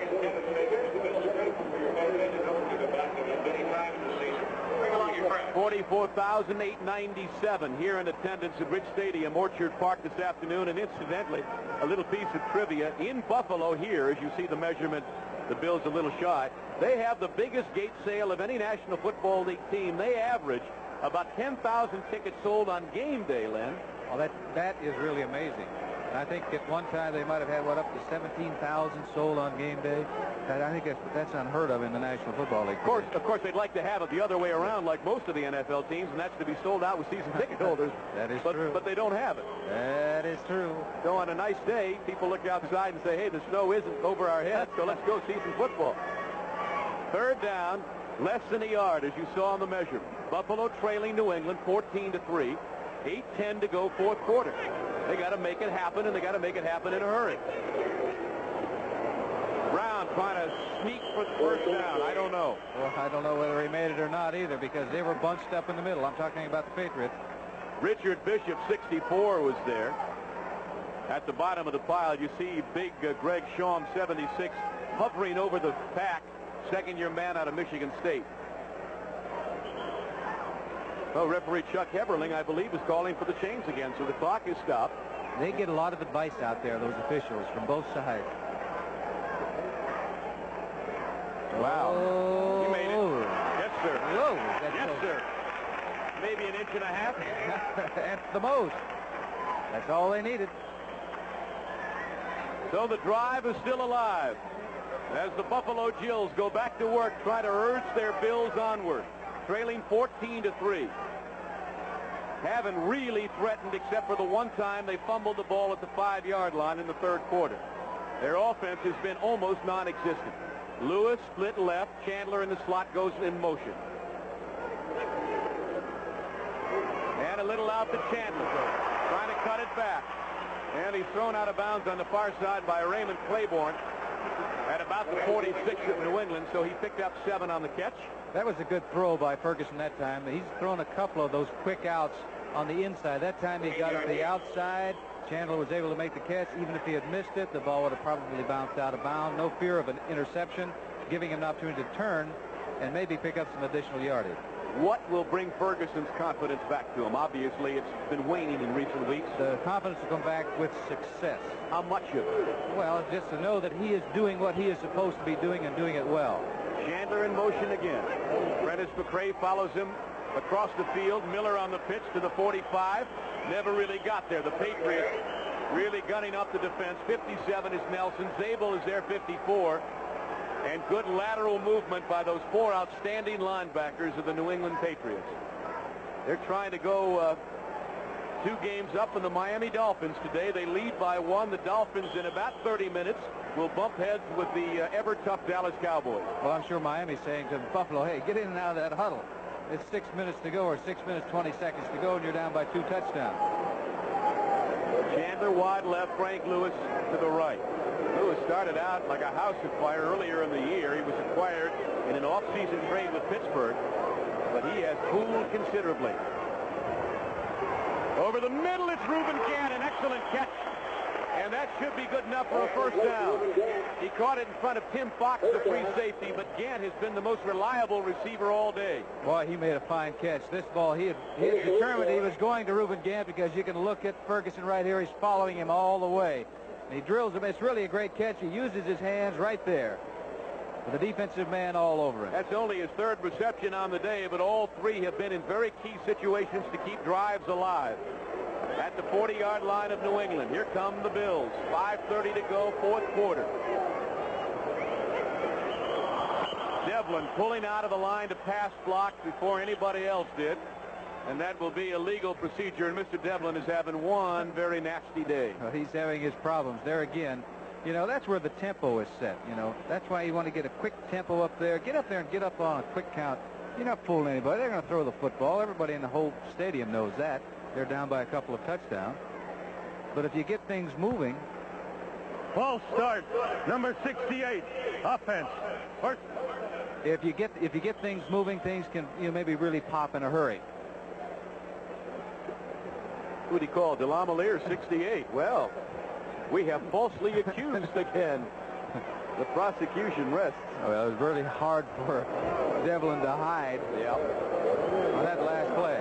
Delamalier is the man they called for it, number 68, and not Devlin, the tackle. Ferguson, 1st and 15. They got him. Back at his own 47-yard line. In the grasp of Tony McGee, 78, is the best pass rusher that the Patriots have, and Lunsford was also there. McGee normally comes in passing situations, and it's obvious that this is a time when Buffalo has no choice but to put it up. As you see, only 1 sack today for the pass. 7-yard loss. 2nd down, 22. The Bills now moving in the wrong direction. And so are the fans. They're heading for the exit. 5 minutes to go. 11 points down. I can hear the murmuring. Same old Bills. Ferguson trying to spark something here, trailing 14-3. The Patriots did not exactly set the house afire either in this ball game. He's got a man, Chandler. Oh, and it was tipped by Prentice McRae at the last moment, but a flag is down. A flag is down in the backfield of the Buffalo Bills. McRae is the man who had the coverage on Chandler. And it's against Buffalo. Things go from bad to worse. We can almost hear the referee. I think he's inadvertently turned his mic on. Let's see what they're saying. Illegal motion. Number 47. Offense. Refused. You know, They're done. the unfortunate thing about this from Buffalo's point of view, Len, it's not just one guy. Everybody's making errors today. Well, that's true, and a lot of that is concentration. You know, when you're jumping off sides and pulling back like Joe Devlin did and doing these things, it's a matter of concentration. 20-14, the Steelers. Bradshaw to Rocky Blyer. Tony Galbraith had put New Orleans on top 14-13, but the Steelers have come back to take a 6-point lead. Ferguson setting up the screen. Terry Miller at midfield. Trying to reverse the field. 42-yard line is down. Tony McGee, 78 is the man to tackle him. So they spotted on the 42. It will be 3rd down. Or is it 4th down? Yeah, 4th down. They've had so many penalties here that the board has not caught up with the situation. It is 4th down and 12 yards to keep the football. And it's obvious what Buffalo has in mind. Chandler wide right. Lewis to the left. And you can bet Ferguson will get a rush here. They've got 4 defensive linemen in. They're coming with the linebackers also. Throws an out pattern incomplete. Too low for Chandler. Right at the 1st down marker. Raymond Claiborne was there, but the Bills will have to turn it over. And with 4 minutes to play, the New England Patriots seem to have this one well in hand. A reminder that following us immediately, the Sperry NFL report here on NBC, scores and highlights of other games. As you see Horace Ivory pick up a quick 9 yards to midfield. Sperry NFL report immediately following our telecast here. You'll have a final, I'm sure, of that Atlanta-San Francisco game that has the Falcons well in the lead at this point. And San Fran, having lost Pete McCulley this week, seems not to be doing any better under their new head coach. Well, right now, what this game is all about with 3.5 minutes remaining is the Patriots are going to try to run that thing out. Buffalo should have 11 people up there. You know, they're going to run with the football. They might as well have 11 up there and try to strip them of the ball. Well, that 8-yard carry, Horace Ivory has reached the 100-yard mark. Ivory trying to go outside to the 45, 40. Still on his feet to the 35 and out of bounds on the far side. Horace Ivory running with the football. Lucius Sanford is a man who made the stop, but this kid is really impressive. 116 yards and 13 carries. He earned the start today, although we told everybody about it, then saw Andy Johnson in the first place. Well, they have 4 running backs, and they don't even use James McAllister that much. They've got 4 running backs that you can hand off to any one of them, and they'll do a great job. But the great thing I think about Patriots and their running backs is they just don't carry the football. When they're not carrying the football, they do an excellent job of blocking. From the 32-yard line, first down. And to give to Ivory again. They're trying to get him up even higher. At the 30 and run out of bounds on the far side by Steve Freeman. You know, we failed to mention, too, that in all due respect to the Buffalo defense, they have had to play today without their normal starting strong safety, Doug Jones, who's out for 3 weeks with an injury. There's a holding call against the Patriots. Which all that does is stop the clock and prolong this thing. 2 minutes, 24 seconds remaining in the ball game. Haven't you heard of miracles, Dawson? In Oakland, I have. I've seen them. You've experienced a few against you, huh? That's right. Holding. Offense. Number 39. First down. No wonder. I just got so what great blocking backs they are. Pittsburgh 20, New Orleans 14. Don't forget all the scores and highlights following us immediately. Fourth quarter, Atlanta 21, San Francisco 3. So it's first down at 20 now for the New England Patriots around the Buffalo 42-yard line. This undoubtedly will be the last play before the 2-minute warning. That is, I'm assuming they're going to keep it on the ground. And as he has done in every game. Look here. Yeah, play action. Oh, my. Well, he underthrew his intended receiver on the near side, Harold Jackson, number 29. As I started to say, Len, as he has done in now 31 of 32 ball games, Grogan will go the distance. That's the way that Chuck Fairbanks likes it. He's a one quarterback coach, and I guess if I were playing quarterback and I were that one quarterback, I'd like it. If I didn't happen to be that one. I went through 5 years of that in the National Football League. Boy, you ever went to Kansas City, wasn't it? Yeah, sat on the bench because the coaches were one quarterback coaches, and the problem is that this isn't true of Tom Owen, I know that, but I know it was in my case that after a couple of years and the season rolled on and I only got into the ball game when it was all over, I wasn't as prepared as I should have been. Well, let's see if this takes us down to the 2-minute warning. They got in trap. Fumbles the ball. And the scramble is on. The Patriots. No, the Bills have it at the 32-yard line. 78, Scott Hutchinson. Well, I suggested that miracles do happen.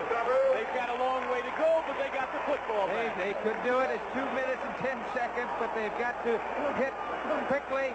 Got to get on the board quickly. New England just walking around there, taking their time, thinking the thing was all over, listening to me, I guess. And I don't know what he had in his mind. He should have just put the ball away, taken his loss, and say, all right, gentlemen, we'll come up and run the ball, and eventually punt it away, no problem. Tom Graham, number 55, is the man who forced the fumble. Well, all of a sudden the game takes a little different turn here from the 33-yard line. Yeah, 3 wide receivers in the ball game now. 1 running back. One back is Curtis Brown. Ferguson, good protection. He's got Chandler. Ooh, did he get hit?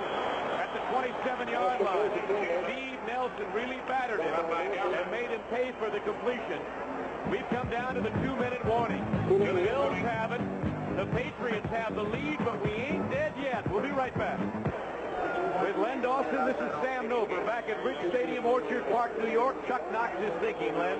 Yeah, he's thinking, can I get in there quickly? If I can get in there quickly, we might have a shot at an onside kick. This thing isn't over, but he's got to get into the end zone.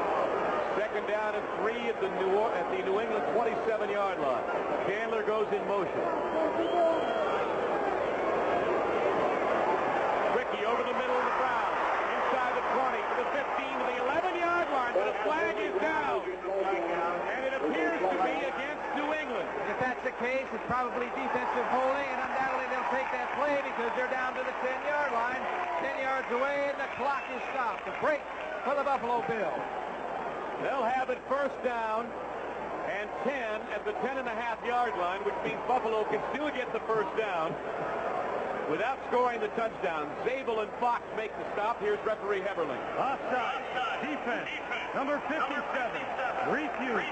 First down. Steve Nelson coming on the blitz, Len. Well, it's a big break because that was a free play for Buffalo regardless of what happened.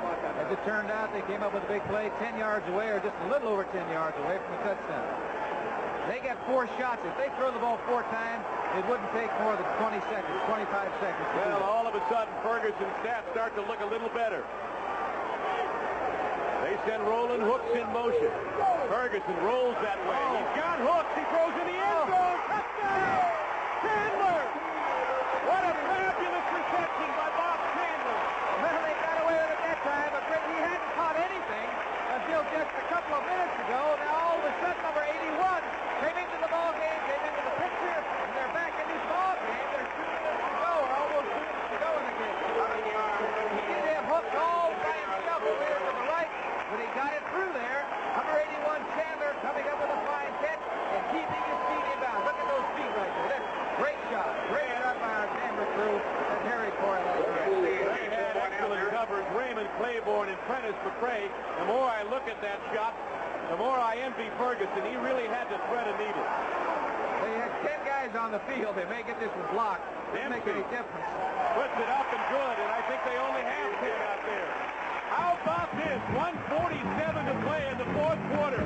The Bills are back in it, trailing 14-10.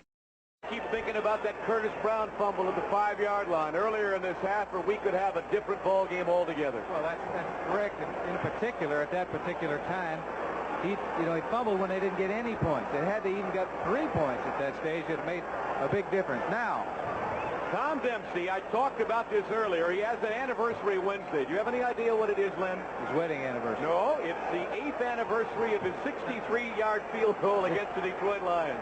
That's the day he got married, by the way. November 8th, 1970. Tom Dempsey, a record that still stands in the NFL, 63 yards, kicking for the New Orleans Saints against Detroit. Claiborne is deep. The onside kick. No, that is going to... Now didn't go 10 yards. He tried to trick him. Old Tom tried to trick him a little bit. He caught it about 8 yards downfield and then tried to push it. Give him one of those Oakland Raider holy roller shots. Now take a look at this. See if it goes 10 yards before he gets a hold of it. 5, 6, 7, 7, 8. Now he'll drop it. Look at that. No, I didn't touch it. Well, he tried to recover his own kick. The flag went immediately. There's a lot of discussion going on in the neighborhood of the 45-yard line of Buffalo. I think New England's going to get the ball right there and refuse the penalty. If they have a choice. We have illegal procedure on the kicker. Touched by the kickers in the first 10 yards. Recovered by the receivers. Refuse the penalty. First down. That was beautifully done, Mr. Heberling. From the Taking a look at it here now. What Dempsey's trying to do is kick it 10 yards, follow that ball right down there, but it took a bad bounce right there, and the bounce back in his stomach. He tried to say, well, no, I didn't really do that. But he touched it, which is a penalty. New England came up with the ball. Minute 47 to play. Actually, not a second clicked off the clock there. Ivory from behind, brought down at the 47, gained a yard. Now they call a timeout immediately. Stop the clock with a minute 42. Buffalo has all 3 of their timeouts remaining. They'll be able to stop it after downs 1, 2, and 3, get the ball back with nothing left. As far as timeouts are concerned, Grogan to have a word with Chuck Fairbanks. And you notice that last time they had everybody up on the line of scrimmage. They were playing the run all the way. I suppose Grogan, if he really want to take a chance, he could throw it. There was nobody in the secondary. But what they're trying to do is get penetration in the backfield, try to strip that running back of the football. One man will grab him, the other man go for the ball. It'll be 2nd down and 9 when play is resumed. And the Bills obviously playing the run here, and as Len pointed out, no pass wouldn't be that call, except if you didn't complete it, it would stop the clock, and that's the last thing that you want to do at this particular point of the game. Don't forget, the Sperry NFL report follows our game immediately. Bryant Gumbel, Mike Adamle, scores and highlights around the entire National Football League today. And as there is every Sunday afternoon, some real surprises in the NFL. this one could turn out to be the biggest win of all. I'll tell you what, when Grogan went back in the huddle, he should be telling, I'm sure he is telling his backs, one thing, if you remember just one thing, hold on to the football. Keep both hands on the football. 2nd down 9. The clock will not start until Grogan takes the snap. The Bills have 2 timeouts left. Look at that, a bootleg. He's got it. 40's got the first down and out of bounds at the 28-yard line. Well, they had a shot at him. They had a shot at Grogan. He outran the pursuit and then had clear sailing down the far sideline. Well, I'll tell you, they should have been looking for that play. He's run it so far this year, faking it. I say look for that play because there's no exchange, no handoff. Just from the center to the quarterback. He's carrying the ball in the wrong hand right there. He should be out on the other hand, away from pressure. But he's getting as much as he can, getting out of bounds. How would you know about that? You never ran successfully with a football, did you? I did that once against Oakland. They changed the rules the next year. They changed the rules. They thought I was running out the clock when I took off. Len Dawson. Well, you survived a lot of years, hey, my friend. In my youth, I used to be able to run with the ball. Now, those are Dawson's stats for an entire 19-year career. 24 yards and 5 rushes. Ivory inside the 20 to the 19. Ivory carry. Minute 27 to play. You don't know that. Who was the leading rusher in for the Chiefs in the first Super Bowl game against the Packers? Timeout Buffalo. Well, how about Robert Holmes? He wasn't even with the team. Well, don't ask me again. You are kidding. How many yards did you have? I don't know, 20-some yards. That shows you how potent our running attack was that afternoon. Kansas City Chiefs. The Bills stop the clock again. I believe they have 1 timeout left. Yes. They have used 2. Minute 23 to play. The best laid plans. The Bills had hoped to keep the Patriots hemmed up around midfield, but Grogan really broke their backs. If you may recall, against the Oakland Raiders, when this New England team came from behind, it was Grogan on that same play, a naked reverse, taking it down close where they scored and won that football game against the Oakland Raiders. That's a dimension that he gives this football team, his ability to run with the football. Now what he has to learn is don't give it to the other team. He's given it to the other team a couple times this afternoon. 2nd down and 1 at the 20-yard line. And straight ahead to Calhoun. He's got the first down, diving to the 15-yard line.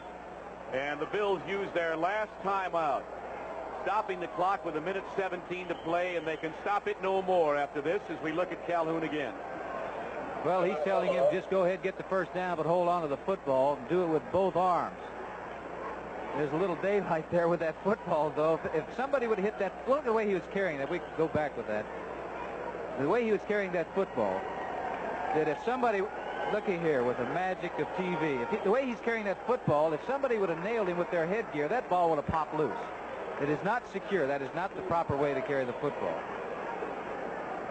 But the results, that's what you're looking for. That is what you call the textbook example of how to run with it. Yeah, you got to get the point of that football over the palm of your hand and make sure that it's quite secured under your arm. And in that case, also, in running in the middle of the line when you can get hit from both sides, you should get both arms around it, particularly in a situation like this. They don't care about the score. Now, Calhoun says, to heck with the textbooks, I'll just carry the ball the way it gets me the most yardage. Minute 17 to play. This is Calhoun again to the 10-yard line.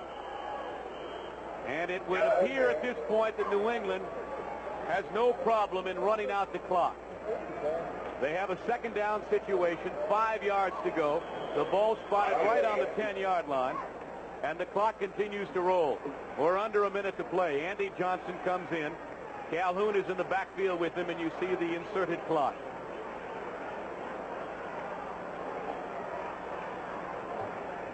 (14-10). The New England Patriots leading the Buffalo Bills appear to have this one sewed up. Calhoun again. Down under the pile at the 7-yard line. Stopped there by Cadish, 71. They do not have to run another play. Take a look at the clock, 25 counting down. I'm sure that they'll just stay in the huddle, go over and pick up the ball, and go to the dressing room. Well, it certainly got exciting at the end, didn't it? Patriots really have been in command of this ball game, but just have not been able to get enough points on the board to blow the Bills out early. And as it turns out, they just sneak by. 10-point favorites entering the game. The Patriots win by 4. Len, your closing thoughts? Well, my closing thoughts is that New England won this football game, although they know that they did not play the game very well. They've gotten by it so far this year, several ball games. One was Oakland. They came from behind to win it. Another was San Diego. So they do have the